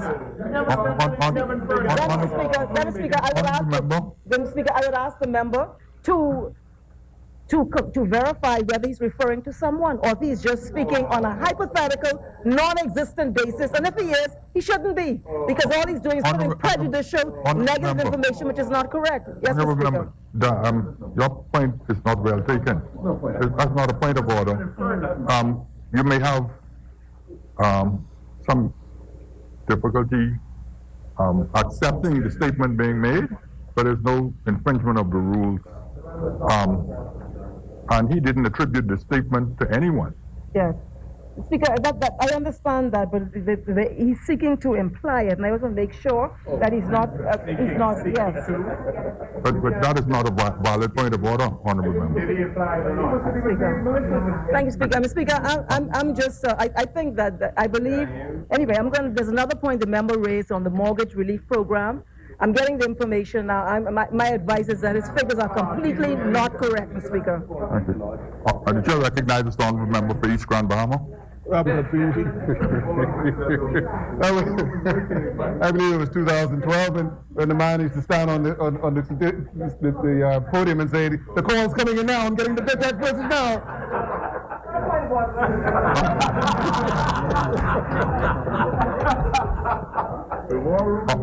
Honorable Member Ferguson, the chair recognizes the Honorable Member Ferguson. Yes. On the point of order. Yes, Mr. Speaker, as a member of Parliament, you want to speak on an informed basis, and I seek to do that when I speak in this Parliament. Yes. We served in Parliament with colleagues who worked with us in all of these areas, Mr. Speaker. I want to speak on an informed area. It's not as a member saying, come on, we don't need to ridicule each other. I will speak on an informed basis. I'm advised your figures are not correct, and to speak at the appropriate time, I will present it, and I hopefully it'll be today. Fantastic. Thank you, Mr. Speaker. Mr. Speaker, the point I was making is that it is not within our purview. Man. And it really ought not to be, and this is, again, this also is a lesson in why some of our systems need to be modernized. Honorable members. Mr. Speaker. Honorable members. Mr. Speaker, again, this is why some of our systems need to be modernized, so that we can remove the emotion out of some of this. All right?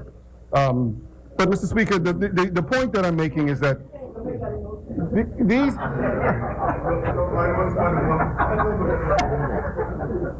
Mr. Speaker, Mr. Speaker, the point is that the people of the Bahamas have guaranteed, well, first off, the Bahamas Mortgage Corporation owes its bondholders, which includes private investors, it includes institutions, it includes unions, it includes credit unions, a whole host of Bahamians who have put their faith in the Bahamas Mortgage Corporation, and by extension the government of the Bahamas, and not this government, governments of the Bahamas, to do the right thing with their money, to invest it, to ensure that they get a return.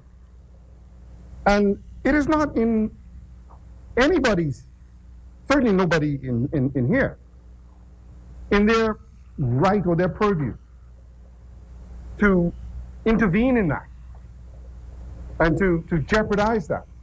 See, because at the end of the day, Mr. Speaker, this 395 million is actually guaranteed by the people of the Bahamas.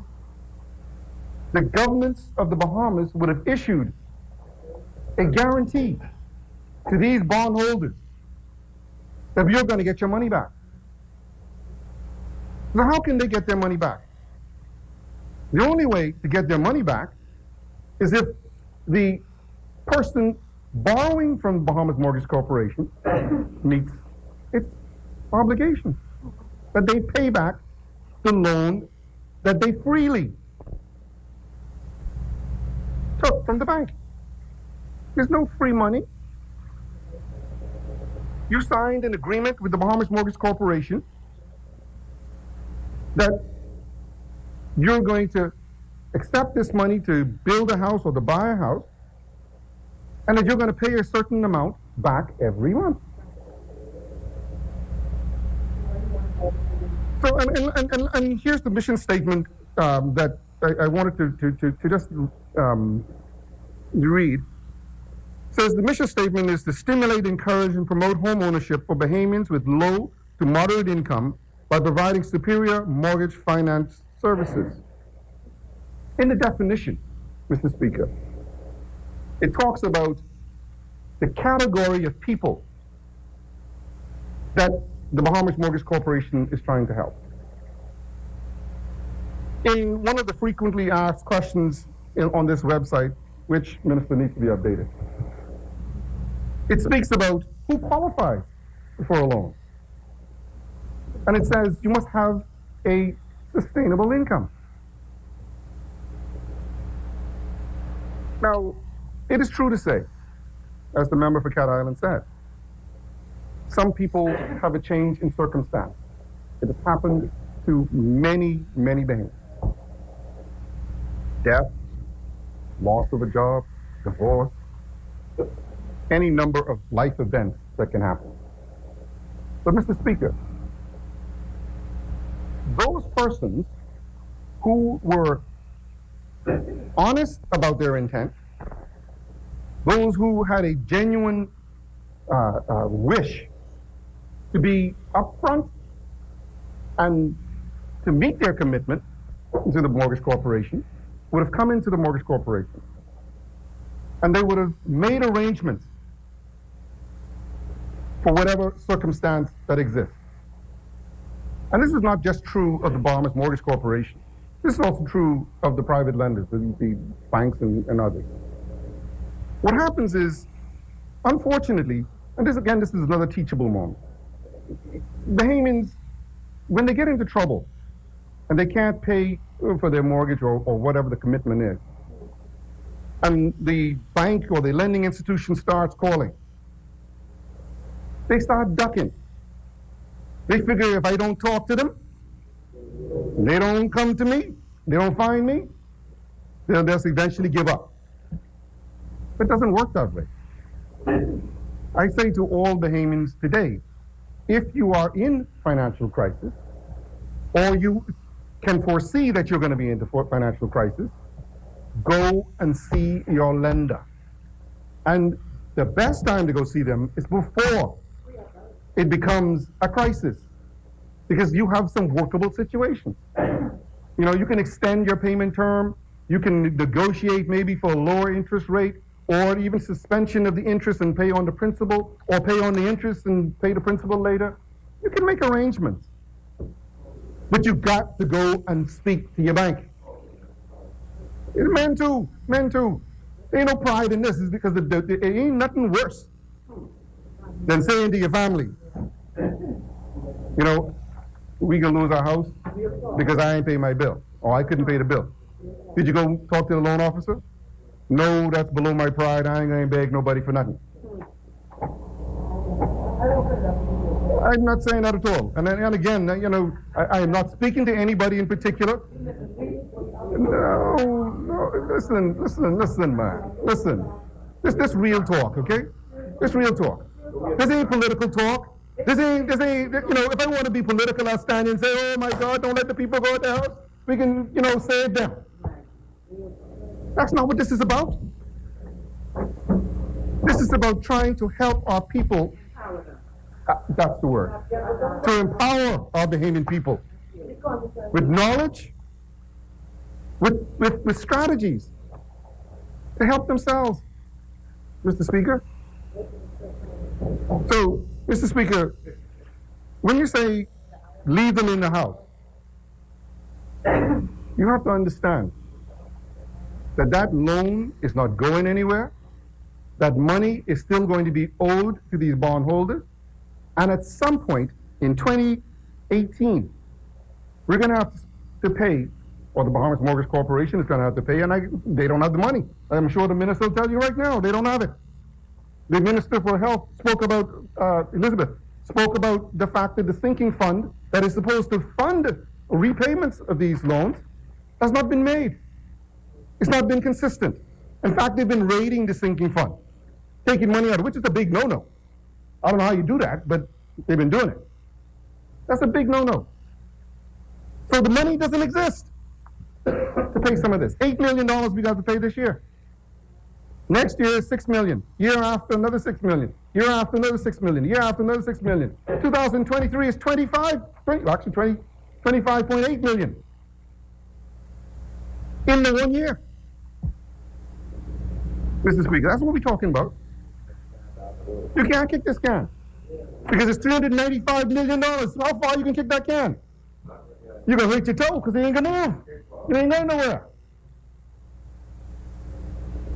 And so what we're saying to the Bahamian people in this regard is that this is a shared responsibility. We understand life events happen. But you've got to do your part. And a lot of people don't understand that. And a lot of us, and I point to me, because I want English to say pointing at her. A lot of us, because of expediency, because it is easy to say, don't worry about it. We got you for another 6 months, which turns into a year, which turns into 2 years, which turns into 15 years. Meanwhile, clock ticking, clock ticking. So, Mr. Speaker, this is not about being cruel. This is not about being irresponsible. This is not about being insensitive with the Bahamian people and those who are affected. This is about the shared responsibility and the shared partnership between borrower and lender. That's what this is about. And each of us doing what is we obligated ourselves to do when we freely entered into this agreement. You see, Mr. Speaker, just to further illustrate where the Bahamas Mortgage Corporation is. The current total receivables, based on the information that's provided to me by the Mortgage Corporation, is $194,346,667. Now I want you to remember something, what I just said. The bonds outstanding by the Mortgage Corporation, meaning the liabilities that the Mortgage Corporation has today, $395,026,146. The receivables on the books today, $194,346,667.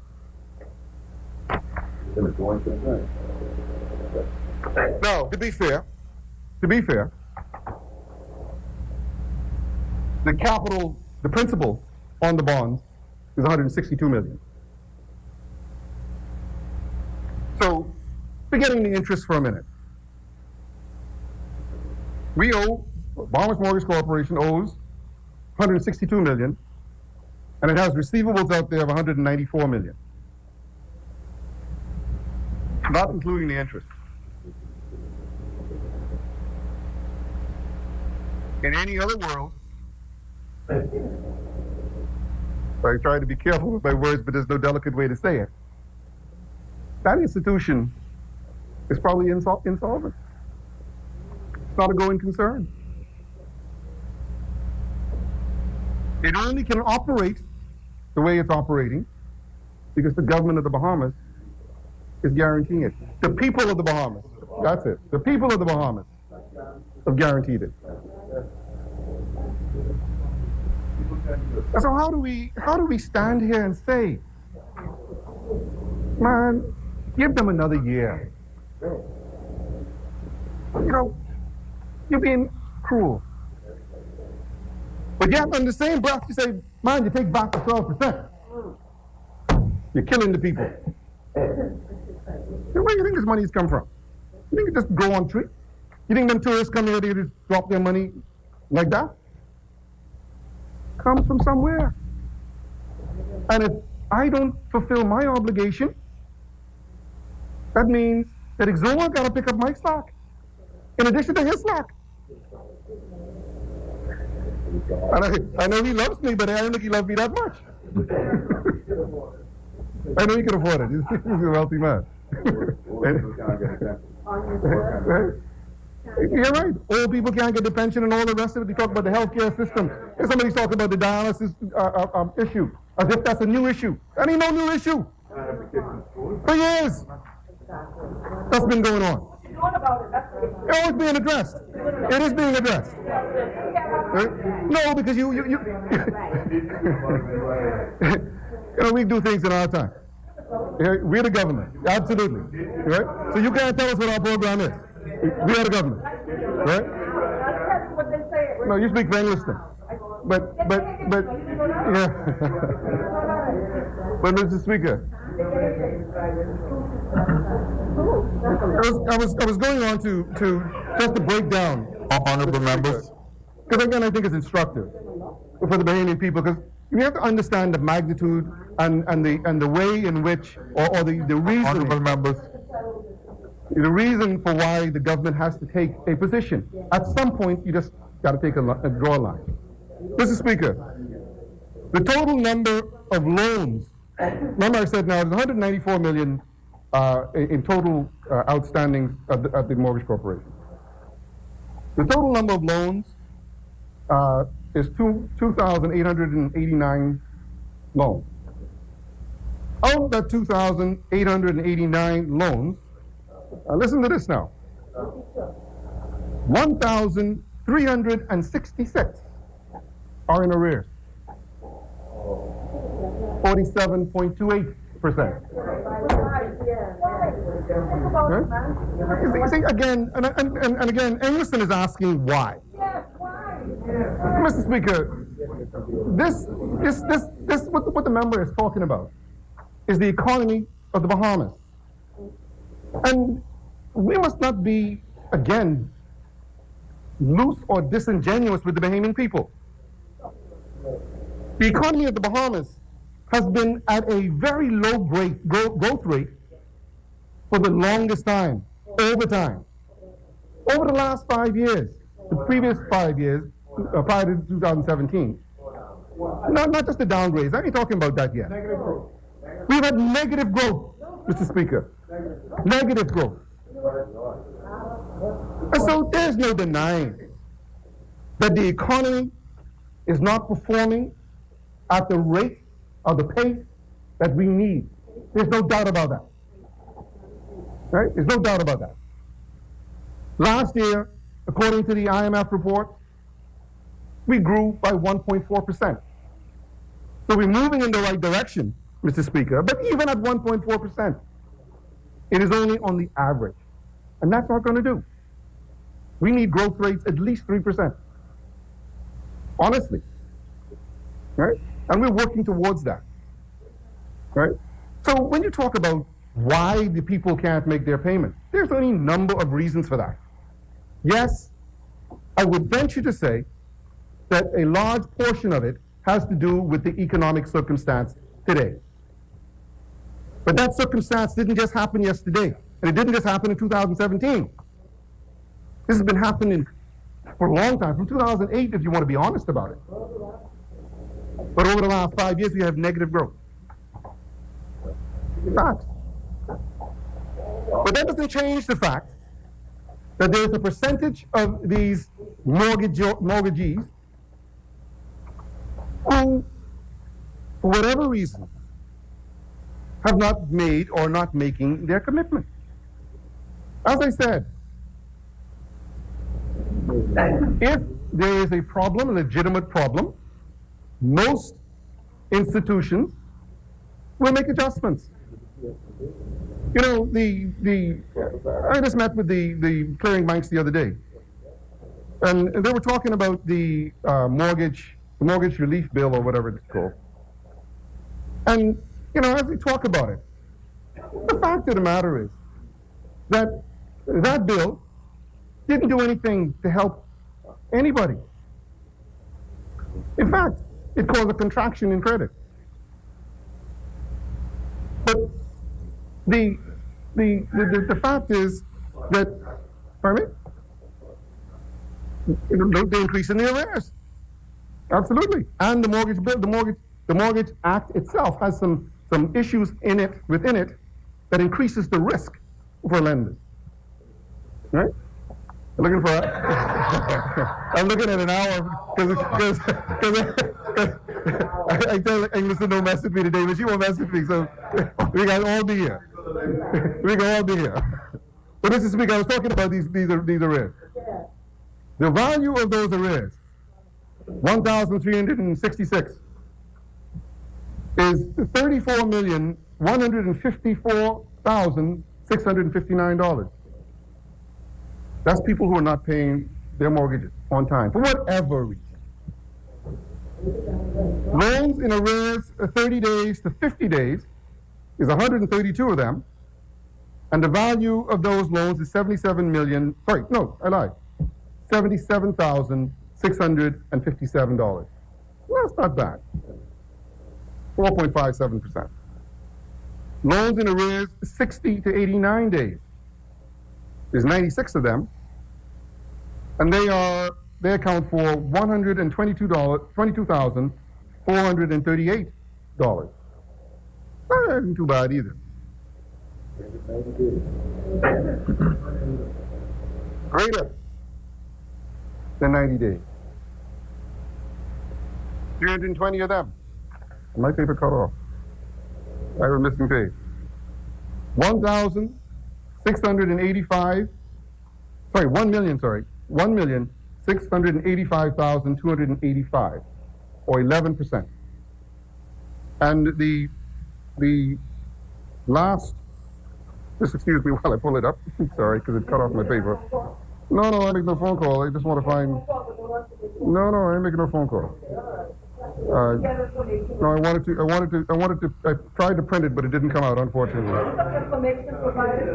It's 32 million, if you want me to tell you.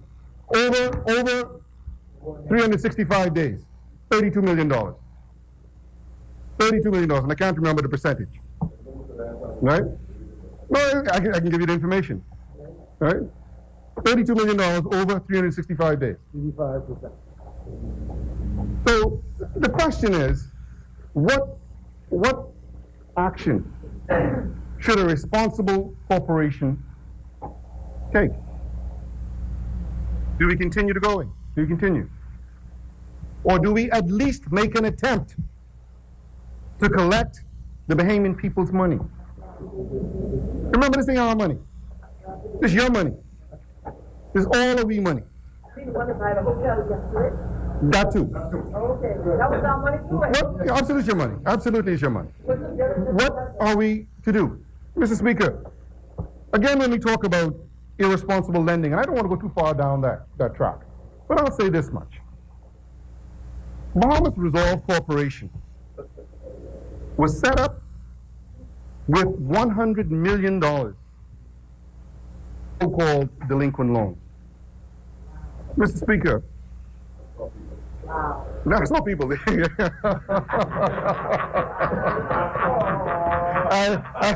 not going to say that. That's on you. $100 million, Mr. Speaker. And the fact of the matter is, Mr. Speaker, when that deal was done, we talk about resolutions and what needs to come to this House or should come to this House to be ratified for this House, there was no resolution done for that promissory note that was issued to the Bank of the Bahamas, for which this government had to pay. 100 million. Mr. Speaker, in coming to office, we discovered that the Bank of the Bahamas could not survive, even after the government of the Bahamas pumped in $100 million. Could not survive or wouldn't meet its capital ratios if we didn't take another $167 million worth of toxic loans from that bank's books. The people's money. And you know, Mr. Speaker, at some point we're going to have a full airing of all of this. Right? We're going to have a full airing of all of this at some point.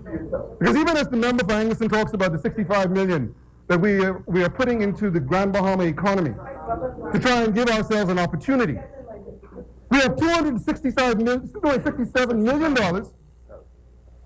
to rescue. No resolution. And I'm trying to be careful with my words. I really am. $267 million for people who to this day still in their home who can't afford to pay. Can afford to pay. Can afford to pay. And Mr. Speaker, you know, I'm sure the Bahamian people are aware of who some of those people are, Mr. Speaker. And I'm not talking about the people whose loans are written off. I'm talking about them.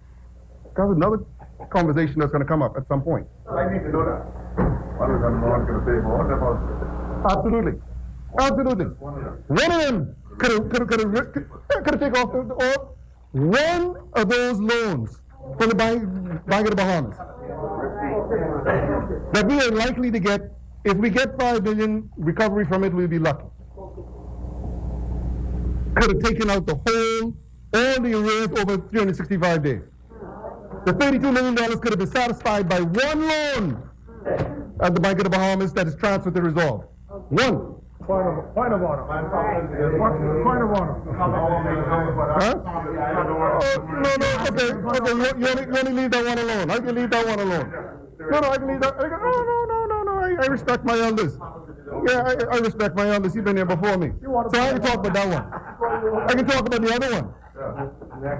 The other one. There's another one too? Now he couldn't pay the whole 32 million. But he could pay half. His loan didn't add up to the 32. He didn't exceed the 32. Well, again, and so you want to talk about heartless and who throw and who out and who is causing the issues. No, I ain't getting into that. I leave in that. No, I leave in that. But when we talk about bailouts,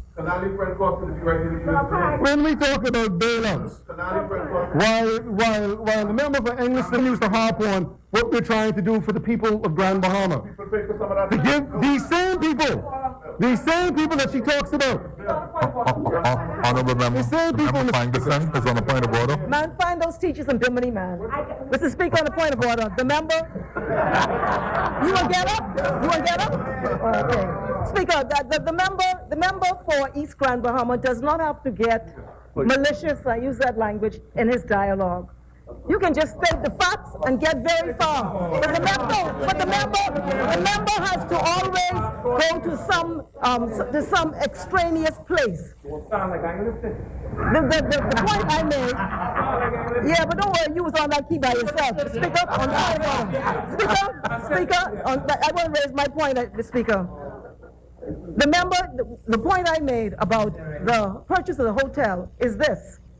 Because we love Grand Bahama just like you. Maybe like Marathon say, maybe even more. Okay? Let me say, the point I made, Mr. Speaker, was a very simple one. And the member should not mischaracterize what I said. What I said was that this is an administration that speaks of fiscal prudence, but negotiated a deal where it looked like, truthfully, we got duped. That's the point I made. I never made a point about assisting or helping the people of Grand Bahama. We are as invested in assuring our people advance as anyone else. That is why we are very concerned that the dialogue in this parliament right now on the mortgage corporation fails to understand the purpose of the mortgage corporation. The member for East Grand Bahama, Speaker, has not yet indicated what the mandate is to provide housing for the people. He's describing it as a financial institution similar to a Royal Bank of Canada or a Scotia Bank. And the member, Speaker, the point I make, the member is misleading, and I'm asking him to withdraw it. I never criticized any effort to assist the people of Grand Bahama. What I criticize, Mr. Speaker, is the manner in which this administration negotiated that deal, which by all accounts was not well thought out, not circumspect, and that at the end of the day, they looked as if they were figuring out as they got along or found out after the fact. We've argued it in this parliament. That is the point I made. Stick to that point, please. Mr. Speaker, I'm asking the member to withdraw his point that he says about that I do not agree or support assistance people of Grand Bahama. I'm asking you to withdraw that. Mr. Speaker, Honorable member, please, Grand Bahama. in respect to the member's statement that I did not once say what the purpose of the Bahamas Mortgage Corporation was, I read the mission statement, Mr. Speaker. I pretty much started with that. But again, Mr. Speaker, I go back to the point. When we talk about, I'm not withdrawing that. I'm asking the member to... So, Mr. Speaker. No, Mr. Speaker, I never said... The member said that I don't want to use the word waste, because I'm not exactly sure. That's not the word to use. I don't think you use waste. That's what's in there. Irresponsible. He was irresponsible in investing in the Lakaya property, $65 million. And I made the comparison, Mr. Speaker, with the Bank of the Bahamas.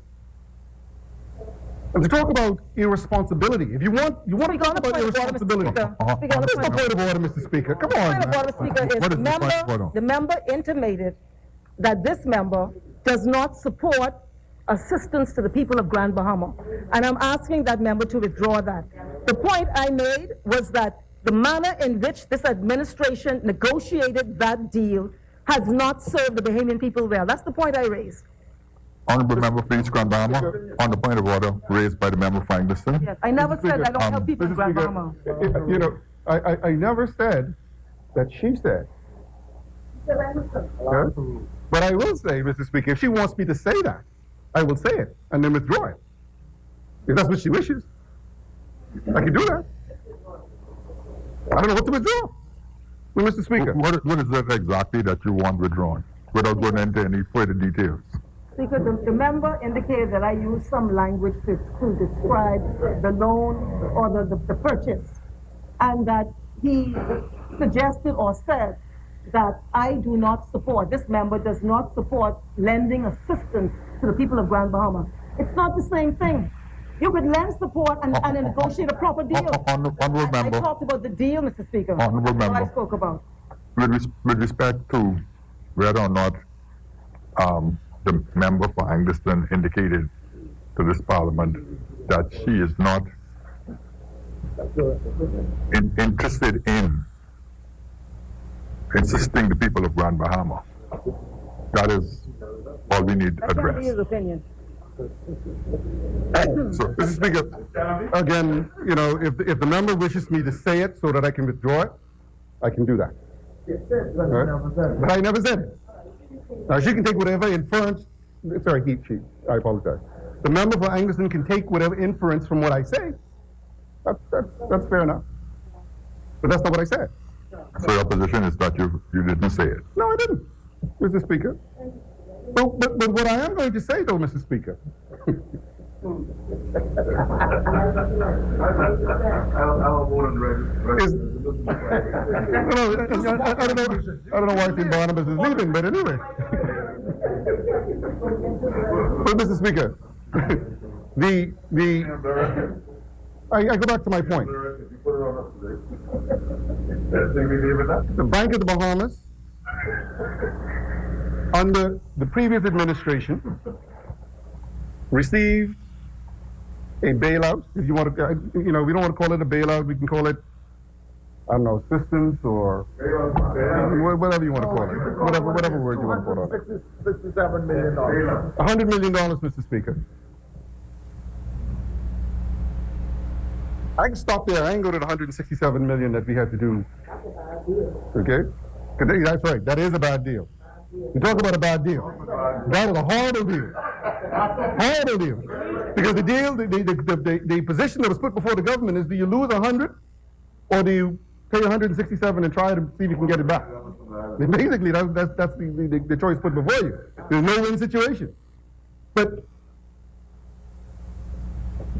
the members from that side will criticize the government. Not all of them, only. I say that side because I don't want to call nobody because they get sensitive about this. Talking about a bad deal. But they're only talking about, I want the people for Grand Bahama to listen. Not from the island. And the family islands because it applies equally. Equally.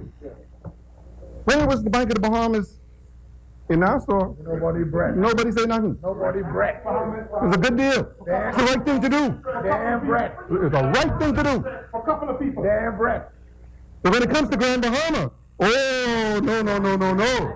Oh, no. This is not good for you. Oh, we can't give you that kind of money. No. We can't support that. Honorable members. Member for Mango, please. The chair recognizes the honorable member for Mango, please. Southern Central Angus. On a point of order. Yes, Mr. Speaker, the point of order is simply this.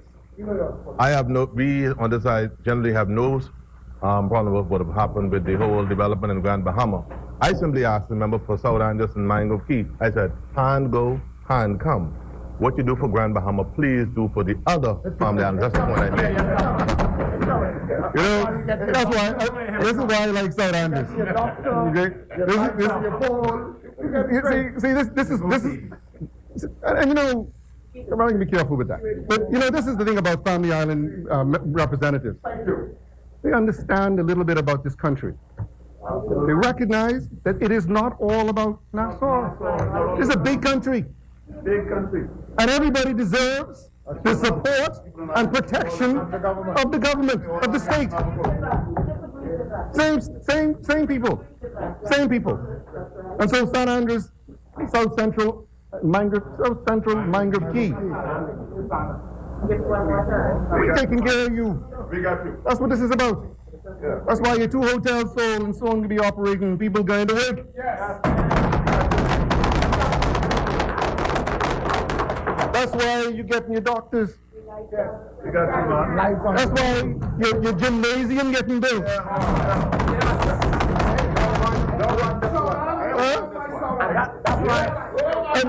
And so that the Bahamian people don't get it wrong and twist it. That's why Exuma, Rugged Island, they get the brand new spanking airport.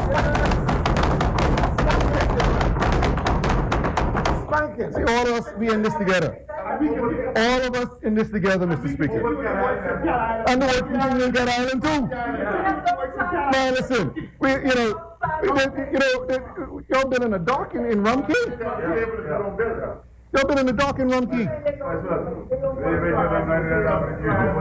And yet, Mr. Speaker, You on Facebook in the 99 hours bulldozer. some of the members on that side want to criticize this government for investing in the people of Grand Bahama. Mr. Speaker, maybe the members opposite believe that the people in Grand Bahama ain't got no sense. I don't know.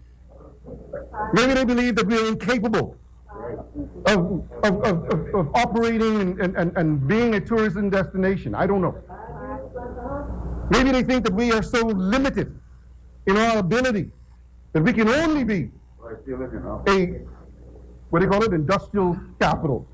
That's all we're supposed to do. And so we must not invest in our tourism infrastructure. No, Mr. Speaker.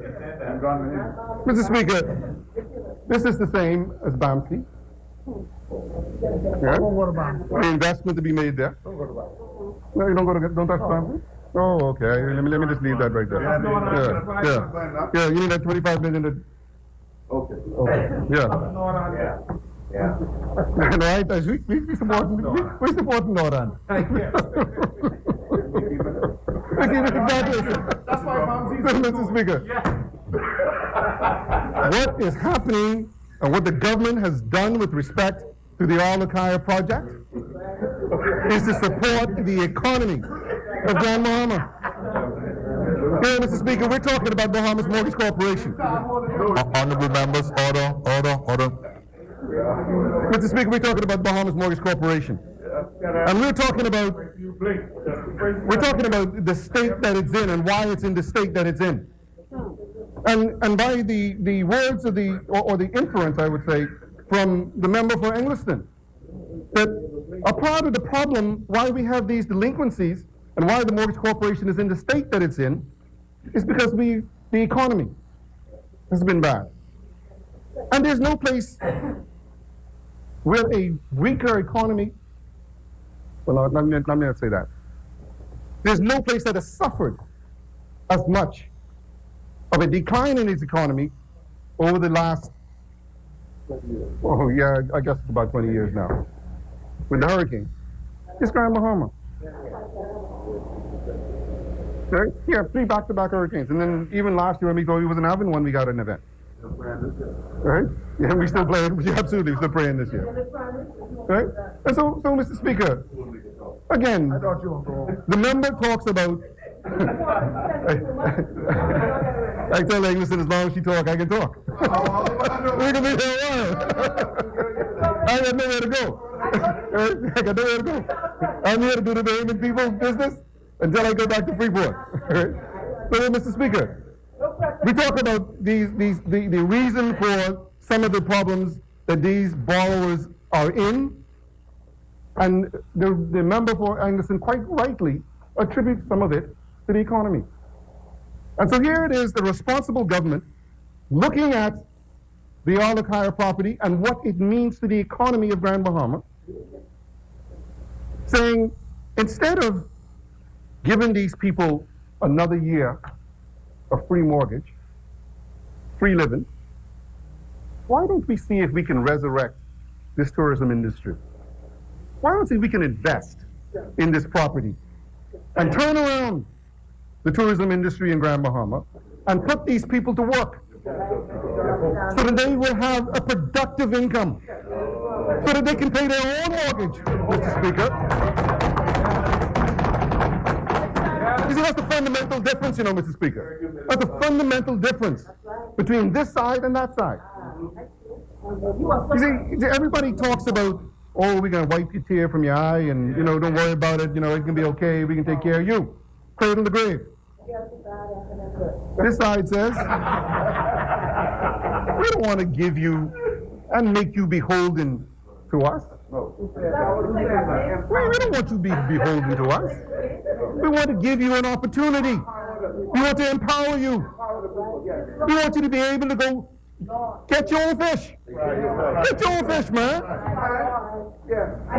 And so this, when you hear, and I want Grand Bahamians to listen, and you can make up your own minds about this, because we may disagree politically. But when it comes to the economy of Grand Bahama, and who is interested in supporting the economy of Grand Bahama, the choice is very clear. And what is that? What is that? The Free National Movement, this government. Prove it.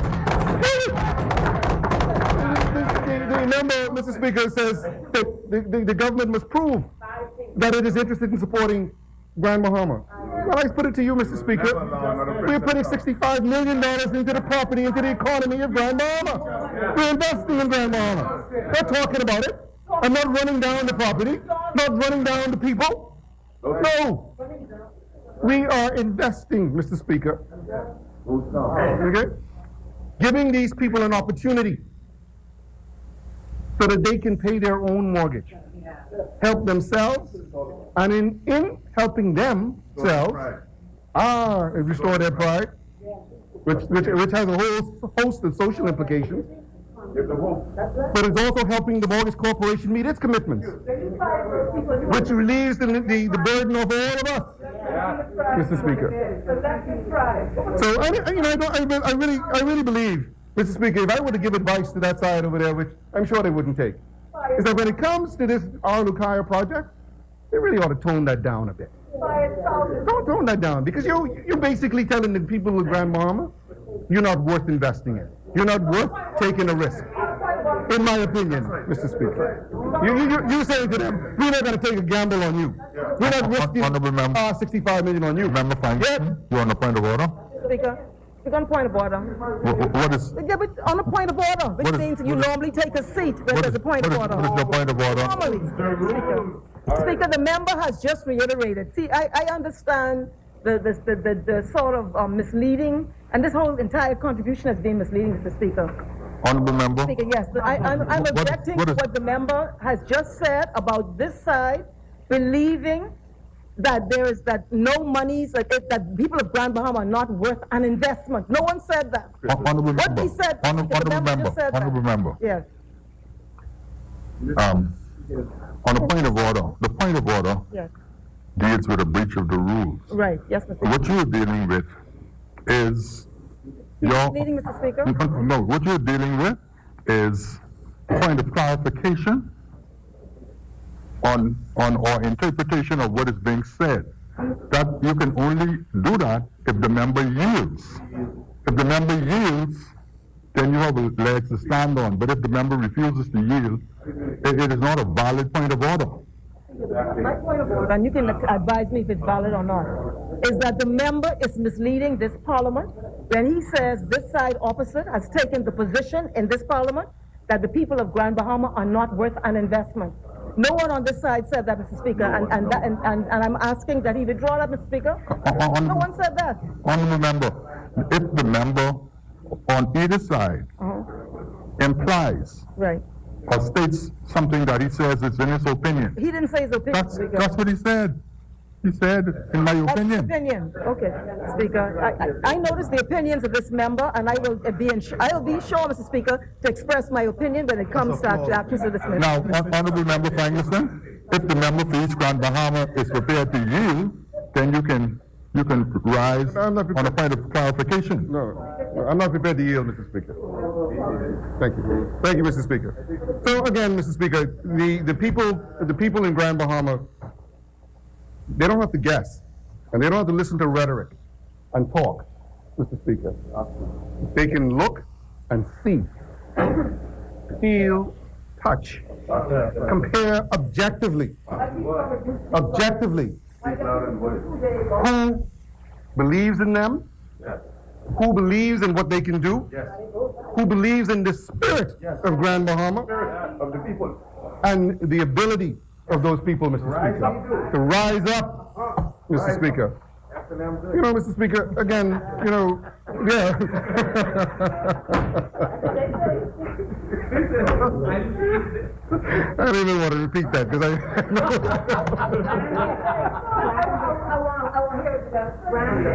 Mr. Speaker. So I hope it's clear, Mr. Speaker, that the misinformation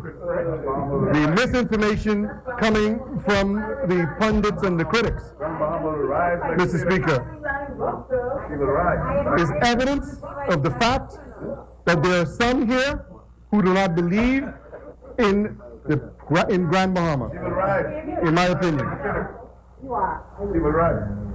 Mr. Speaker, I want the people of Grand Bahama to know, and East Grand Bahama to know, that I will continue to fight for them. We will continue to fight for them every day, Mr. Speaker. And we are willing, Mr. Speaker, to take the risk with them because we believe in them, Mr. Speaker. And we know that they deserve no less support than what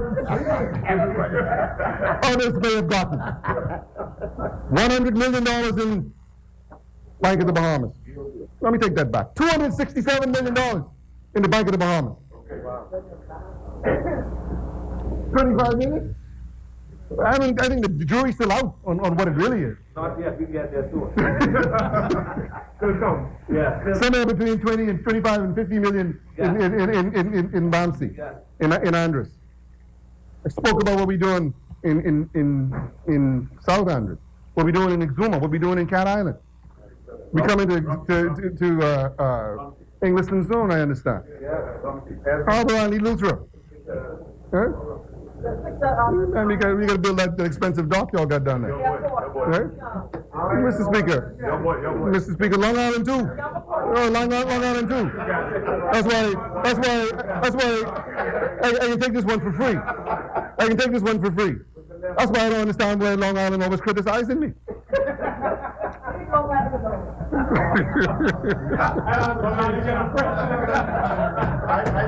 I take that one for free. Mr. Speaker.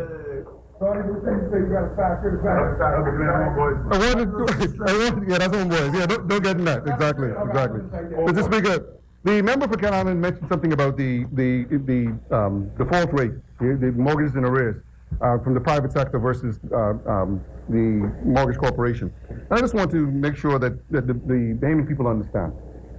And again, these are risky loans by the nature of them that the Bahamas Mortgage Corporation takes on because they are low income, medium income, which generally means that they're risky, right? Because they're normally unstable, not unstable, that might not be the right word, but the level of employment can be a little risky. And the rate, as I mentioned, was 47.28% arrears today. And according to the central bank's latest report, the average rate of mortgage defaults right now is 14.7%. So there's a vast difference between the mortgage corporation and what the private sector is doing. All right? You're on the point of order? You wish the member to use? As of recent. Yeah, but I think you would appreciate, as I alluded to, that number, the 14.4% is attributed more not to the fact that the crisis has been relieved, but rather that much of the toxic loans are now off the books.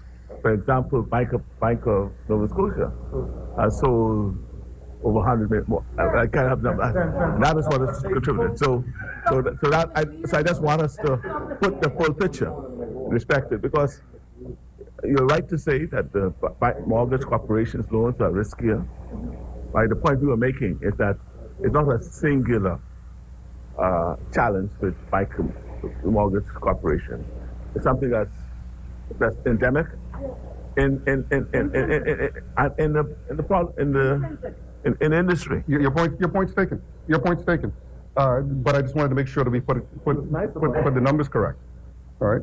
So your point's taken. The same. So anyway, Mr. Speaker, the last point that I just want to hit on, the last point I want to hit on, Mr. Speaker, is just that. Just the last point. Just nobody say that. Let him finish, please. Is that the idea that the idea that we leave mortgagees in their homes is certainly a preferred option, Mr. Speaker. It would certainly be preferred. However, you know, in some circumstances, and I think somebody alluded to this earlier, that there is a list of persons who want a home, who are qualified for a home.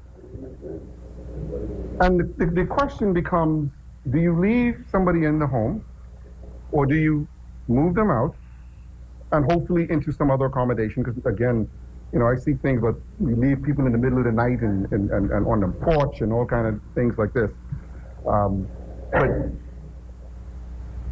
would it be better to relieve that burden? Because true, those people who stay in the house, the mortgage payment continues to grow, or the liability continues to grow. Whether it's fair to everybody for them to come out so that the home can be prepared for onward sale to somebody else. The mortgage corporation gets its money, the liability for the present mortgagee goes away, and the new person gets the home. So this is not about, and I want to make it clear, this really is not about trying to kick anybody out or being insensitive about the financial plight of the Bahamian people. I met a young man on the street at lunchtime. He and his wife are unemployed. They have difficulty with their rent payment. They have difficulty, and he said to me, his children, and I meant to mention this to you, social services. I have his name, and I'm gonna use my influence now to ask him to do something.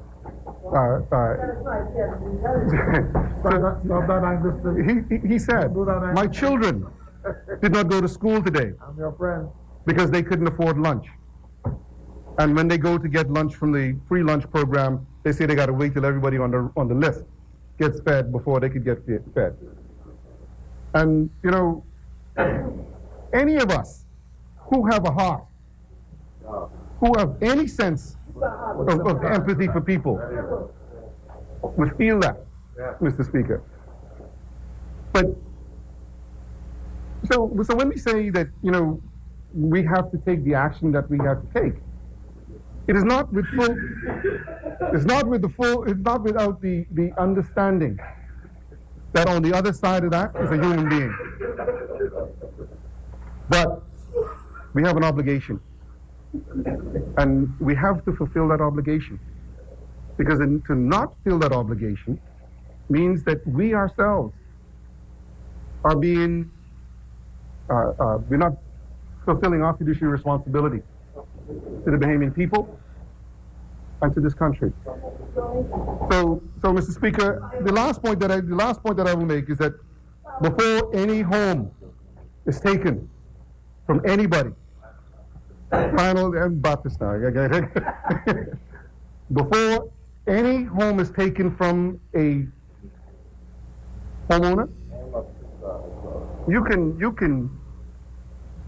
can take it to the bank that every opportunity has been given to that homeowner to make their situation right, or to at least do something to help ameliorate the situation. Only the worst, that's a bad word too, is only those who really do not make any effort that find themselves in this circumstance.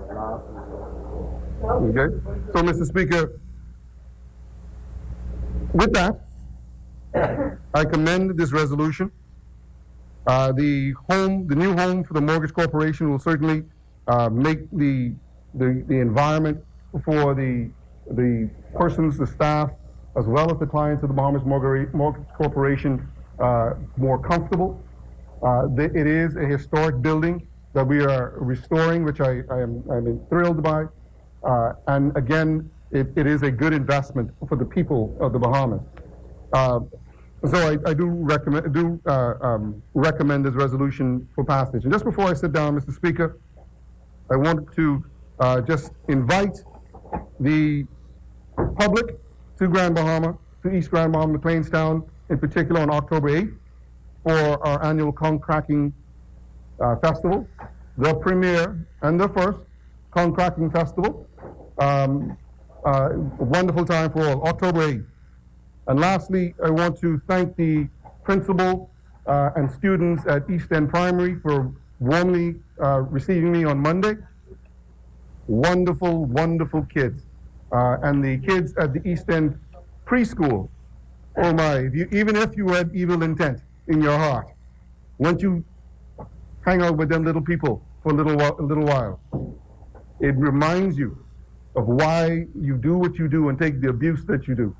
Because we have an obligation to the future of this country. And it is so bright. These kids are so special.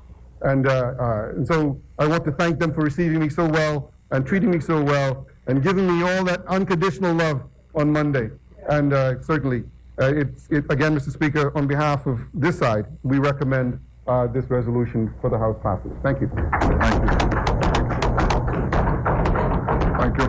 Chair recognizes the Honorable Member Feingelson. Thank you, Speaker. I just want to correct, The point, I think the member said that there were only seven mortgages from the mortgage relief program. I'm told that there were as many as 400, that there was a pact struck with the Royal Bank of Canada among other banks, and that there were as many as 400, not the seven that the member spoke of. Further, Mr. Speaker, as the member for Cat Island indicated, the government was also involved in the transfer in terms of approving a transaction which involved the transfer of, I think, as many toxic loans, as many as 100, which or more, plus passing rules to protect, or I think we passed this, protect the homeowners. So I think that the member to come in this parliament to say there were seven is being very, in my view, trite and is not correct. There were as many as far as many as 400. No. You bring the evidence of seven. No. I did object. Sit down, Marathon. I objected. Honorable members. Mr. Speaker, I objected to what the member said, and I am told, no, I did it before. Speaker, the speaker's aware. Just leave it to Honorable members. Okay? Speaker, I just want to correct that there was many. I'm told that there were 400 and not the seven the member said. Thank you, Mr. Speaker. Chair recognizes the honorable member for East Grand Bahama. Speaker, I think it was the member for Cat Island that said, "He who asserts." Well, Mr. Speaker, the member has not provided this House with any proof to disprove my point, Mr. Speaker. I am aware, Mr. Speaker, that $20 million was made available to this program. Mr. Speaker. So yeah, we object. And I think the Bahamian people object. But the fact of the matter is, Mr. Speaker, the information that I had was seven. Now I stand to be corrected. Right? But Mr. Speaker, the point is, Mr. Speaker, as I said in the mortgage corporation alone, they want to take some credit for 422, and it'd be interesting, Mr. Speaker, to find out of that 422 they supposedly helped, how many of them are current today? How many of them are continuing with the commitment after taking the money? Mr. Speaker, I don't have the 422. You say you have 422. Well, Mr. Speaker, but the point is that I wanted to make, just to show you how ridiculous that is, in my view. No, I can show you now. I talk about the mortgage corporation itself. 1,366 people in arrears. Over a year. 422 supposedly helped. Mr. Speaker. No. If we want to talk about the success of a program. No. Honorable members. If you want to talk about the success. The matter. I got myself. We don't want to prolong this matter. I got myself. I'm about to put the question. Honorable members. I'm about to put the question. No clarification necessary. Intervention related to the mortgage relief program, not about how many persons were delinquent at the mortgage corporation, right? Because the mortgage relief program was more designed towards the private institutions, not the public institutions. That's what it was. Honorable members, I want to finish this, and I'm going to finish it this way. I stick to the point. 7 will help. honorable members. Honorable members, it has been moved and seconded that the following resolution be agreed and passed. Whereas the Treasurer of the Commonwealth of the Bahamas, the Treasurer, a corporation sole established under Section 4, subsection 1 of the Ministry of Finance Act, Chapter 23, Statute Laws of the Bahamas, the Act, is seized in fee simple in trust for Her Majesty's in right of her government of the said Commonwealth for public purposes of the hereditaments described in the schedule hereto, the hereditaments. Now therefore be it resolved that pursuant to Section 5, subsection 3A of the Act, this House approves the conveyance by the treasurer to the purchaser of the hereditaments for the nominal sum of $10 in the currency. As many as are in favor? Oh, my apologies.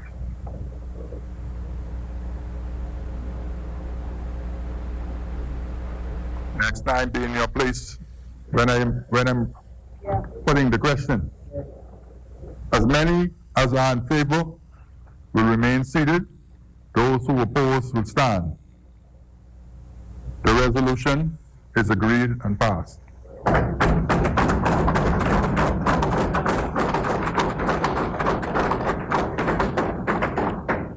Further resolutions. Member statements.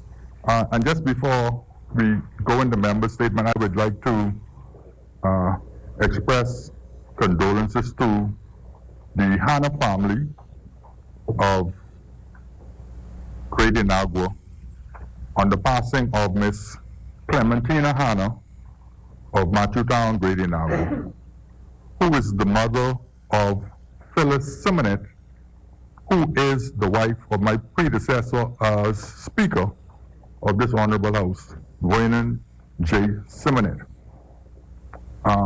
So we want to express our condolences on behalf of all members of Parliament to the former Speaker of this Honorable House, Vernon J. Simonet, on the passing of his mother-in-law, Miss Clementina Hanna.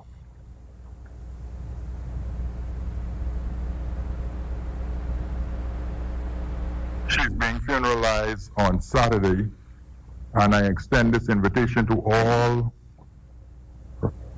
residents of Great Inagua and all my parliamentary colleagues who are able to attend the funeral at Christ the King, Ridgeland Park on Saturday morning.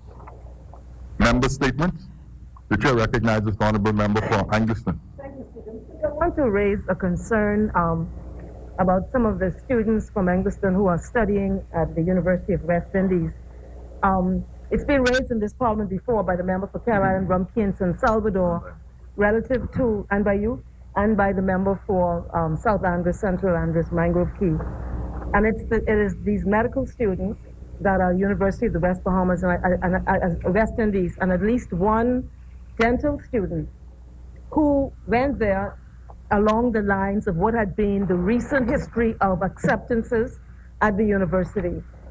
They apparently, in the course of that, this administration seems to have taken a shift in the policy, and as a result of that, indicated that there would be a cap on the amount of students that would be covered by tuition. The member said there's always I saw comments of the member for Elizabeth where he said that the policy was that there was a cap, but in recent times.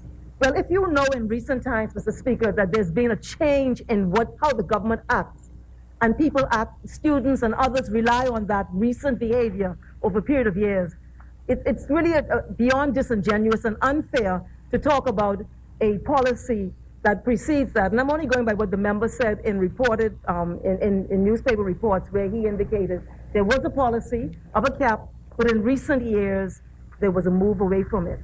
There are students right now, including students from Angliston at the University of the West Indies, who are uncertain about what is going to be their fate. The member for South Beach, to be fair to him, stood in this parliament and assured that these students would be covered. I see the member for Elizabeth is poised to get, but the Minister of Education, who has what's the word I want? Carriage, who has carriage of this issue, said that they would be covered. I also spoke to the minister privately a few days ago, and he basically said they will be covered. And I today, Mr. Speaker, wrote a note to the PM, a private note on this matter. But I'm raising it because as of yesterday, students, many of these Bahamian students have been shut out of the My e-learning site, including students out of Angliston, which means they cannot access this site. They're embarrassed, they're distressed, they're not forming a favorable view of the way they're being treated right now. And I want to urge the government, because I accept what the government says, Mr. Speaker, that they will cover these individuals. It was raised, at the point, it was raised 4 weeks ago. These are young people, these are teenagers. It's not right. It's not right. And I'm asking the government to communicate effectively and efficiently as quickly as possible to cause for the university to understand that these young people are bright. There's one there with a 4.0 GPA from high school. These are very, very bright young people in our country, that they are not left to the wolves to be distressed and to be worried about what Mr. Speaker, you know, nothing can be worse than being in an institution and to be having to think that any day now your belongings will be put on doorstep. Speaking of the mortgage corporation, these students are facing these types of concerns, Mr. Speaker. And so I want to urge the government to effectively and quickly meaning right now, tell University of West Indies, these young, but I want to speak for the young people in Engliston, that the University of West Indies will cover their tuition. It's not fair. It's not fair what is happening to these young people. Thank you, Mr. Speaker. Thank you, Honorable Member. Further member statements, the Chair recognizes the Honorable Member for Elizabeth. Thank you, Mr. Speaker. Mr. Speaker, the member from Engliston's comments are noted. I have been in contact with the Honorable Member for South Beach last at 4:56 p.m. this afternoon. Mr. Speaker, the government of the Bahamas would have communicated in writing with the University of the West Indies multiple campuses. Mona in Jamaica, Cave Hill in Barbados, and St. Augustine in Trinidad, and would have reminded them of the government's policy to provide scholarships for a total of 25 medical students, that's independent of veterinary and dental students. Over the years, as the member for Engliston has noted, there has been no adherence to that policy. And it has created a serious problem, which we have discussed in this honorable House, about people completing medical school and not having internships or space to train as senior house officers or residents. So bad did this problem get, Mr. Speaker, that the people of the Bahamas are now paying for interns to be trained outside of the Bahamas. So we have a number of Bahamian interns being paid for by the people in the government of the Bahamas, in Guyana and in the Cayman Islands. The Bahamians? The Bahamians providing healthcare services to non-Bahamians because we didn't plan properly. When I say we, I'm talking about government. The Minister of Education, who has carriage of this matter, has been working with the Ministry of Health so that we no longer operate in silos, so that the right hand and the left hand knows, so that when we invest, when the people of the Bahamas invest in a young, bright Bahamian student, that we can guarantee that we can carry them from medical school all the way through and ensure that they have the resources in the hospital, the professors, the teaching laboratories, the conference rooms, and all of the resources to get them through. I'd like to conclude, Mr. Speaker, by saying that we have attempted to get the data from the University of the West Indies to find out how many Bahamians have attempted to matriculate. We have the information from Mona. We have the information from Barbados. We do not have the information from St. Augustine.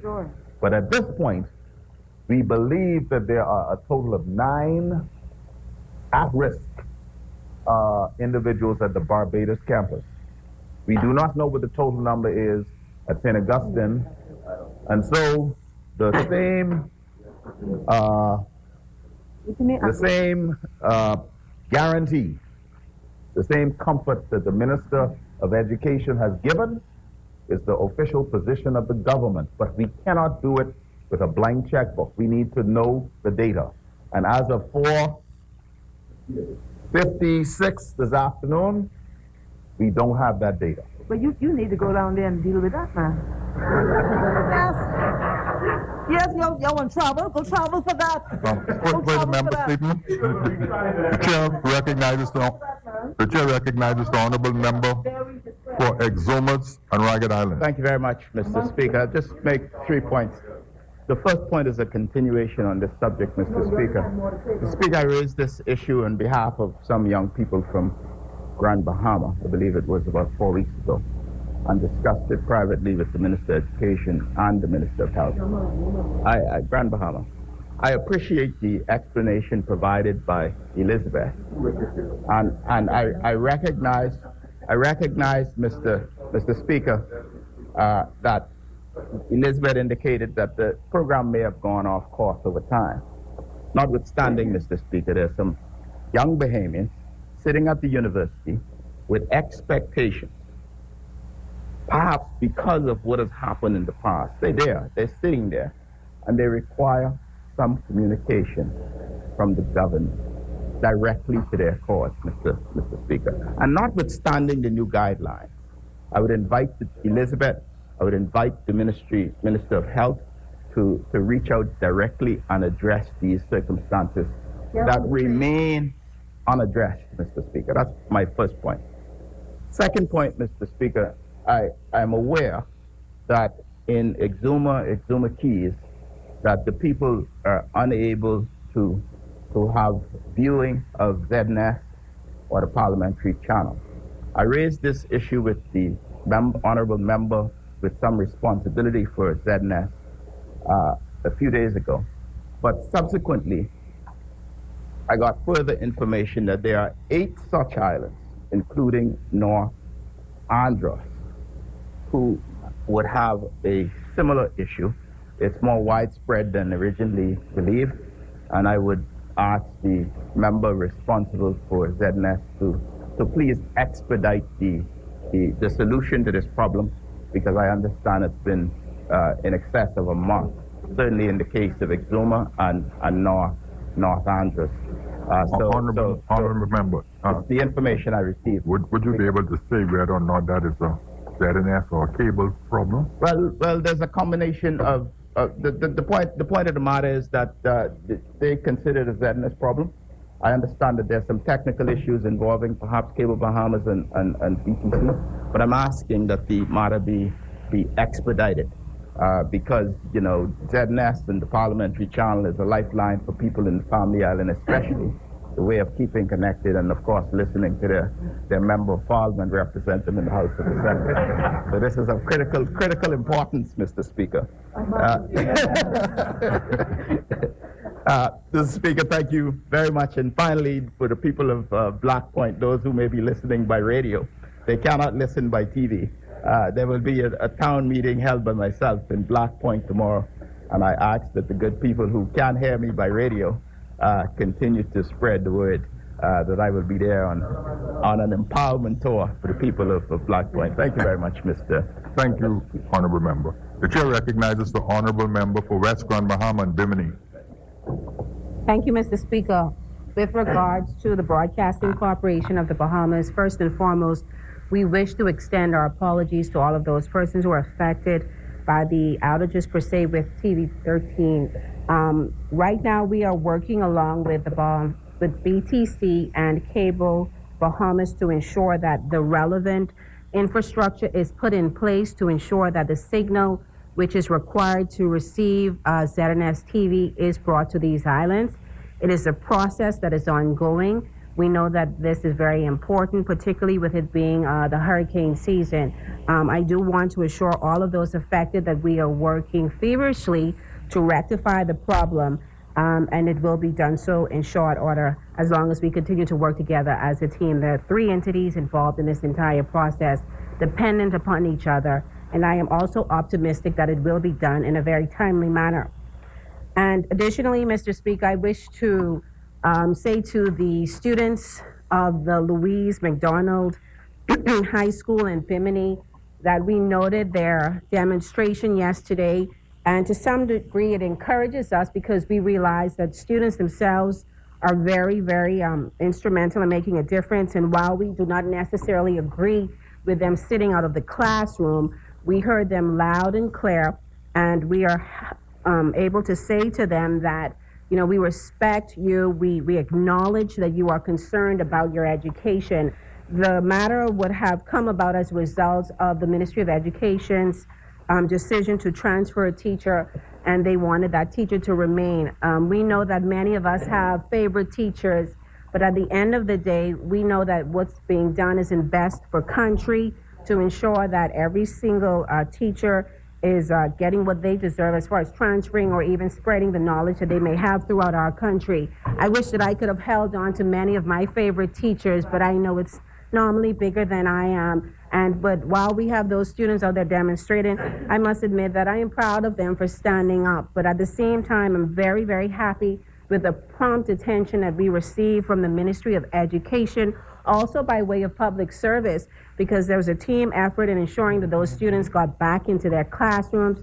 By 10 a.m., the principal would have advised them that it's important not only to demonstrate, but to ensure that they get their education, and that starts in the classroom. So by 10 a.m. yesterday, after the demonstration, which started around 8 a.m., those students were back in their classes, and everyone is working feverishly to make sure that those teachers are also there. And keep in mind that in the last year, we did add some teachers to the Louise McDonald High School, and we are working to get the rest, which is this time is a music teacher and home economics, and we would have gotten some already. Thank you.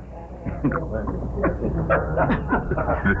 chair recognizes the honorable member from Mangrove Key, Central and South Andros. Thank you, Mr. Speaker. Got to tell you about that. Mr. Speaker, I just want Got something for you, girl. to remind the people of Waiting on you. South Andros that tomorrow will be our town meeting at the Marion Forbes Center, commencing at 7 p.m. The public is invited to be joined by the island administrator, local government practitioners, civic and religious leaders. The public is invited to attend. There will be light refreshments, and the operative word is light refreshments after the town meeting tomorrow. We want everyone to come out. Mr. Speaker, I too commiserate and also join with the sentiments echoed earlier by the member for Exuma and the Ragged Island District, in that for many years I've stood in this honorable place talking about cable and it's being supplied to the community of South Central and Mangrove Key Andros. And what I've met with some of the principals at Cable Bahamas, and it has just gotten so bad to have persons in that community always calling about it. They can't watch the evening newscast, and even the parliamentary process. That's why I always say to my colleague, especially the member for Bamboo Town, who has strong lineage in the community of South Andros, that I must speak before 6 p.m. Granted, I am almost beholden then to the decision of the Broadcasting Corporation with being preempted if I don't speak before 6, because we don't know when cable is going to be on. And that is a fact. And many other persons are caught in that same conundrum, Mr. Speaker. Yep. So we are asking Cable Bahamas and our friends at BTC, while they're going through all the various machinations, to consider what's happening at the Family Island in this small country of ours. Another quick point before I go on, my last point would be simply that I join with the comments echoed by the member for Exuma once again at the students at the St. Augustine's campus. As one who also studied at the University of the West Indies way back in the day, I empathize with the challenge because Bahamian students are unique. We are a unique set of people, and many times we are seen as a little bit indifferent, and sometimes we don't believe in going the extra mile and intra-regionally. I'll leave it like that. But I'm saying to our students, they are almost embarrassed from what I'm hearing from them. Almost, they are. And I've forwarded the names to the Deputy Prime Minister, member for East Grand Bahama, and also to the member for Elizabeth. I have what I call easily verifiable facts. I would have emailed and WhatsApp the names to the Deputy Prime Minister and to the Minister, the member for Elizabeth, just moments ago. 39 students died this evening, sitting at the St. Augustine's campus, needing the assistance of the Bahamas government this evening. Came to me, and they asked me to speak directly to the Prime Minister, as someone who they know understand. And as a matter of fact, why it's so personal to me, some of them are from South Andros, their parents are, and directly from Smiths Hill. That's right. So when the member for Elizabeth speaks about making decisions and everything else, the average Family Island person says, I'm going to Andros tomorrow with my navel, and the member for North will say navel. I say navel. That's what it's supposed to be said. It's buried. Our parents want us to do a little better than them. And so when they get accepted into medical school and they got a chance to say, child, that's my daughter or my grandchild who's a doctor today, they believe they should be given a hand up. Right. That's how they see it, Mr. Speaker. And that's how them this evening sitting under the trees in St. Augustine's this evening, challenged. And they can't do it. If you're doing law today, University of London, you can go on LexisNexis or you can go on Westlaw, for example. They can't go on University of West Indies site and access information to study in the meantime because certain fees have not been paid. Mr. Speaker, for me, this is personal. I know what it's like to be in Jamaica when my mom was working at Kentucky on Charlotte Street, I told you, about 30 odd years ago. I lived that story. So I know the feel. So I'm saying to this government, to our government, to be sensitive and don't leave the Bahamian students in Trinidad this evening high and dry. You can't leave them like that. Mr. Speaker, I leave on a high note, and I don't know how many on the governing side are Dolphin fans. Mr. Speaker, I'm supposed to be going to a memorial this evening, and he's grandmama, you mean you're all right these days, I know that. Tom Brady has got to take a leave of absence for some reason or the other. We must do that for him. I don't want to say hate him. That is not good. That is not parliamentary, Mr. Speaker. He wouldn't let me say that. But what he did to us, I think Monk Ryan needs to lock up Tom Brady for a few days for us, But on a very serious note, on a Sunday afternoon, Mr. Speaker, and I speak to my friends between BTC and Cable Bahamas. Many persons after the last hurricane switched to Flow TV on the advice of the member for Yamacross. Sorry, not the member for Yamacross. So I'll take that back. I'll retract that. Not on his advice. But the fact of the matter is many persons in the Eastern District switched to Flow Television. Some we were advised to write to BTC. We now have a package on Sunday afternoon. You come from a good service at the Church of God on Sunday afternoon. When we all get to heaven, you're feeling good. And you get to watch the 1 o'clock, you go to watch TV on CBS or Fox. And the game is blacked out. You got to go to the football package on Flow TV. Simultaneously, if you were to go to Cable Bahamas, you can watch the game in your home free on the regular package. I would have spoken just a few days ago to a senior executive at IRCA. They said there was some mutual understanding between Cable. But Mr. Speaker, this is unfair. Many persons have spoken to me about it at the store in my district. I'll leave it at that. Remember, from my area, you know what I'm talking about. These are people who are concerned. It's their family time to get together on Sunday afternoon to watch football. They watch the Dolphins. And tonight they're going to watch the Yankees like me. They're going to watch the Yankees like me. The Yankees got to win tonight. Roll, Yankees, roll. That's how it's going to be tonight. But the fact of the matter, Mr. Speaker, I say to the powers that be at Flow TV, and also those at BTC, the Bahamian public are stuck with you through thick and thin. This is your time to be understanding. Not everybody can afford or would want a football package. I think if Cable Bahamas can allow Bahamians to remain at home and watch the Dolphins or any football game on CBS or Fox on a Sunday afternoon, why would a Bahamian have, in New Providence in particular I'm speaking of, would have to subscribe to a full football package to get an NFL game on a Sunday afternoon? I think it's unfair. I think they need to consider this, our friends at BTC with Flow TV, because the Bahamian public has, this is my subjective view. And so I'm saying at the end of the day, Mr. Speaker, we must find a way to fix it. Mr. Speaker, I want to say thank you for your indulging, and may all of you have yourself a good evening. Thank you, Mr. Speaker. For the member statements, the chair recognizes the honorable member for North Albuquerque. Thank you, Mr. Speaker. Mr. Speaker, the reality is that even the Dolphins must have a reality check, despite their quick start to the season. Mr. Speaker, also, there are several of us on this side who are proud graduates of the University of the West Indies. I had the occasion to visit the university students recently in Jamaica with the Prime Minister and the Minister of Education, and we were very proud to greet those students who are all very strong and intelligent young Bahamians striving to strike their profession. And I am assured that on this side, doing all we can to ameliorate their circumstances and bring to a speedy close this issue with their tuition. Well, Mr. Speaker, I want to really extend condolences to the family of Nettie Cooper, her husband Samuel, and her Ran, a place outside of Treasure Key called the Touch of Class, a restaurant which is iconic in that North Abaco area. Yeah, it's still open. She passed this morning, and so, this morning, yeah. And so we extend to her, on behalf of my family and the constituents of North Abaco, our profound condolences. I'd also like to extend condolences to Consul General Maki, who serves with us in the office in Miami. She serves with the Ministry of Foreign Affairs as a colleague, whose father we all spoke about here today, Stephen Burrows. His son, Stephen Jr., is a veteran of the Defense Force, whom I had the pleasure of assisting with his training when he passed through. And finally, to the family of Earl Thompson. His son, Earl Jr., is a personal friend of mine, and so I extend on behalf of my family condolences. Thank you, Mr. Speaker. Thank you, Honorable Member. Further member statement? Thank you very much, Mr. Speaker. Chair recognizes the Honorable Member for Yamakro. Mr. Speaker, I rise to extend condolences to Mr. and Mrs.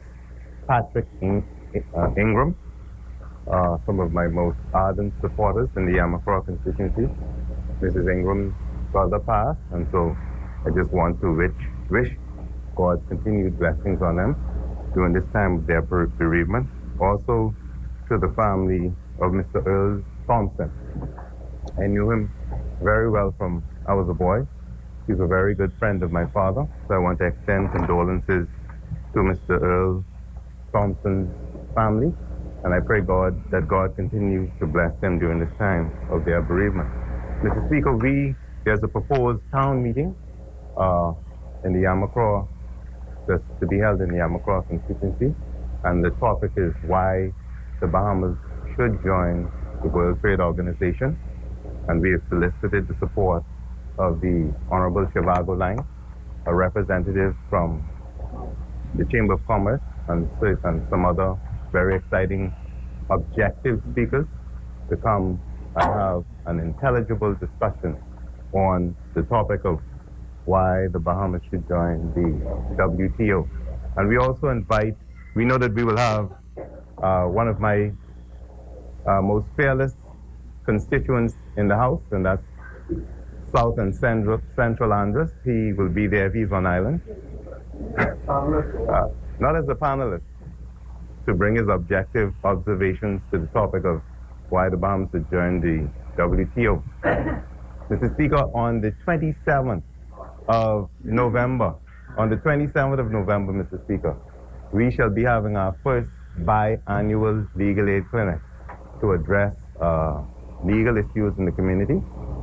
So we're inviting persons to come out. We have also established, Mr. Speaker, derelict vehicles and illegal garages unit in the constituency of Yamakro. We've already written a letter to the member, who is also a constituent of Marathon, to his department, identifying this problem. But we've gone, that unit has been very proactive, Mr. Speaker.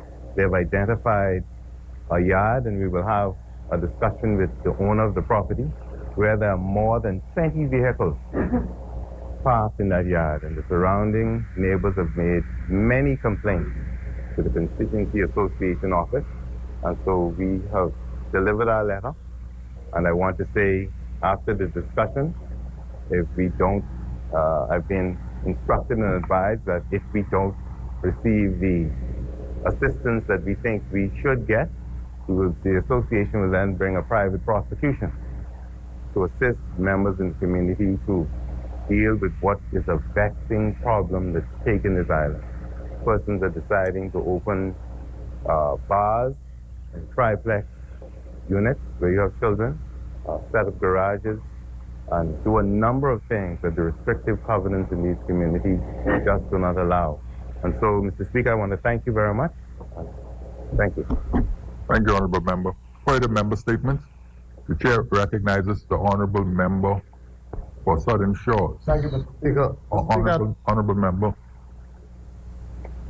you must be at your location. Kind of enjoying that, Mr. Speaker. Thank you, Doug. Thank you, Mr. Speaker. Mr. Speaker, I'd like to take this opportunity to extend condolences to the family of Mr. James Hutchison and family in the Southern Shores constituency on the passing of his brother, former Superintendent Kirk Hutchison, who will be funeralized tomorrow. And while I'm paying respects to the family of one former police officer, there are a number of them. Former police officers have this thing, they don't like to go alone. So you find that when one passes, they pass in twos and threes. And so my condolences extend to the family of also former Superintendent, his name escapes me, my squad instructor. And also the social services family in Grand Bahama are still mourning the loss of Senior Welfare Officer Patricia Mack. I had the opportunity to attend the memorial service with them. I'll also extend condolences to Ms. Patricia Francis, acting DPS at the Ministry of Social Services, from the passing of her mother, Stephanie Francis, and also to Ms. Christine Campbell, who is at Transport in person, but her file is still at Social Services, and I would have an opportunity to work with her on the passing of her sister, and may all of their souls rest in peace, Mr. Speaker. Thank you. Thank you, Honorable Member. Further member statement. Chair recognizes the Honorable Member for North Eleuthera. Mr. Speaker, thank you for your allowance. I just want to let the people of North Eleuthera know that I got confirmation from the member for Long Island that drilling should start next week on the reverse osmosis plant for North Eleuthera. It's been a vexing problem, and we are very delighted that we would get relief in that regard. In addition to that, I also want to continue to invite my colleagues and the rest of the Bahamas that this upcoming weekend we will be having the North Eleuthera Regatta commencing on Friday the 5th until Friday the 5th of October until the 8th of October. So I want to invite you all to come out and enjoy the festivities. My good friend from Exuma asked if we're going to have boats, and if we're going to have real boats. Well, I could assure you, it is a regatta, not a no-boat regatta, a regatta, so we want you all to come up and enjoy yourself. And lastly, I want to also let the people of Spanish Wells know that the Minister of Works has assured that the tender documents were executed for the road work on the northern part of Spanish Wells. They have been sent out, executed, and we're anticipating commencement of that road work to take place very, very soon. Thank you, Mr. Speaker. Thank you very much. Honorable members, I've extended the 10 minutes allotted for member statements, so we give 2 more minutes, and then we close out the member statement. The chair recognizes the honorable member for Long Island. Thank you, Mr. Speaker. Mr. Speaker, I'm going to be very brief. I also want to express condolences, as I've done last week, to all of those persons in Long Island who would have lost loved ones in recent weeks. Mr. Speaker, there is a concern, I share the concern of Exuma with respect to ZNS and its broadcast. You know, ZNS is the people's station, the national broadcaster, and Long Island is constantly complaining about ZNS being off on the cable network. Mr. Speaker, I also want to publicly speak to the fact that we don't have a doctor in North Long Island. The community clinic in Sims, Long Island, I've spoken to the Minister of Health, and he has promised me, and I can assure you that I intend to see to it that our promise is met But he's promised me that a doctor will be coming to the Sims Community Clinic in short course. Also, Mr. Speaker, I want to report to this House that soon and very soon, Help and Hope is on the way for Long Island with our water project. The first phase of our water project soon to begin. So, Mr. Speaker, this is going to be a new and bright day in Long Island. I want to also say, Mr. Speaker, that I've been following up with the Minister of Finance, our homeboy, my homeboy, the money man.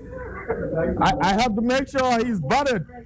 The money man with the Minister of Works as well as the Minister of Tourism, and they've all informed me that within the next year, the planning and design phase of our airport will be taken hold to commence work on our airport. Mr. Speaker, the fact that Long Island has been so far behind the bush, the fact that we've been in this no man's land of sorts, we are happy to have an opportunity to come into the mainstream for our economy to improve. We have a lot of socio-economic challenges, a very stagnant economy. Part of that is due to the fact that we don't have this port of entry, this much needed port of entry. To the fact that we lack many of the infrastructural necessities, water, for example. And I'm confident that our government will deliver for the people of Long Island. Thank you, Mr. Speaker. Thank you. One final member statement from the member for Tall Pines. Speaker, for indulging me. Speaker, I'll be very quick. I also want to extend Tall Pines' condolences to Earl Thompson Sr. His son, Earl, is no stranger to us in Tall Pines. He was one of those persons who worked hard with us in terms of PR. When a lot of people didn't believe that we would pull it off in Tall Pines, Earl was one of those persons who stuck with me and stuck with our team, and I want to say to him and his family our condolences. Speaker, we say that with much love and respect, and for his service to the country, Mr. Speaker. Secondly, Mr. Speaker, one of my good friends, we're talking about University of the West Indies, one of my good friends from Grand Bahama, remember from East Grand Bahama, and others may know him, Dominic Kiki Farrakis died. I think he was laid to rest on Friday last. He was a not a classmate, but he was at UWI in Barbados with me. And he was a bright Bahamian star coming up in the technological industry in the Bahamas. I want to extend my family condolences and all of us, alumnus of the University of the West Indies, particularly.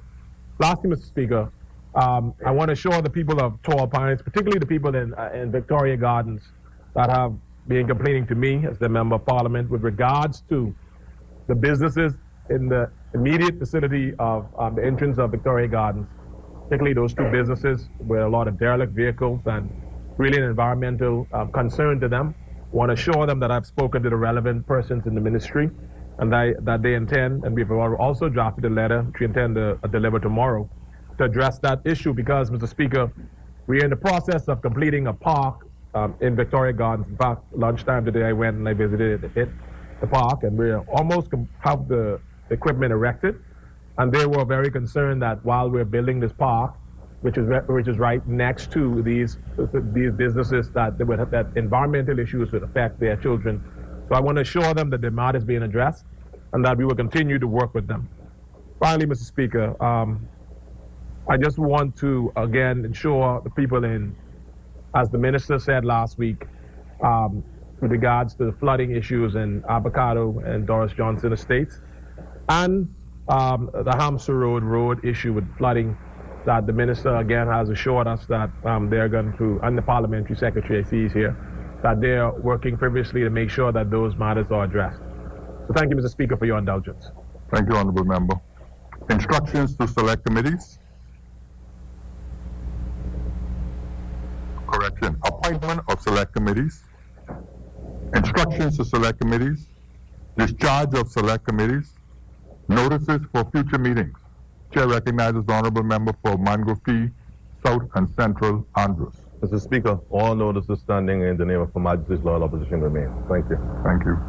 Further notices for future meetings. The Chair recognizes the Honorable Member for Centerville.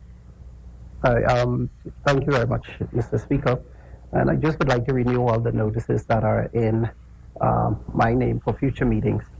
Also, Mr. Speaker, I'd like to give notice that at a future meeting, I would like to move for a motion for a select committee to investigate all matters relative to the Quieting Titles Act of 1959 throughout the Commonwealth of the Bahamas and its related purposes and relevant constitutional references, to identify all land quieted since 1959, to determine the respective proper and legal procedures and constitutional gravity, to investigate the Immovable Property Act, the Private Roads and Subdivision Act, and all related matters, to give an historical account as it relates to the use and or abuse of those laws.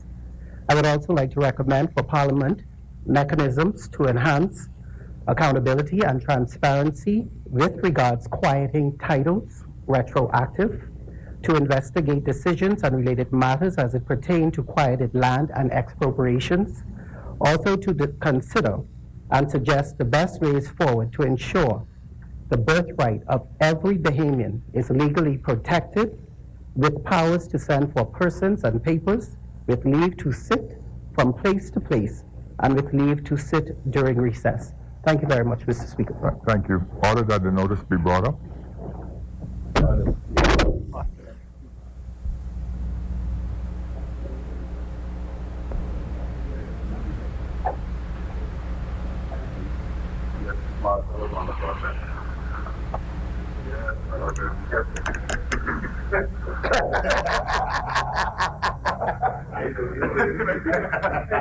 Doing well. Order that the notice to lie on the table.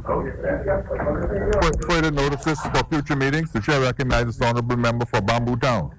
Mr. Speaker, I renew all matters in the name of the government. And Mr. Speaker, I do signal that I move that the House adjourns until October the 17th, 10 a.m. It has been moved and seconded that this House adjourn until Wednesday at 10 a.m., the 17th of October. As many as are in favor will remain seated. Those who oppose will stand. Final adjournment. Mr. Speaker, I do not move that the House adjourns. Second. It has been moved and seconded that the House adjourns until the 17th of October at 10 a.m. As many as are in favor will remain seated. Those who are opposed will stand. The business of this House, this House stands adjourned until 10 a.m. the 17th of October, 2018. All rise.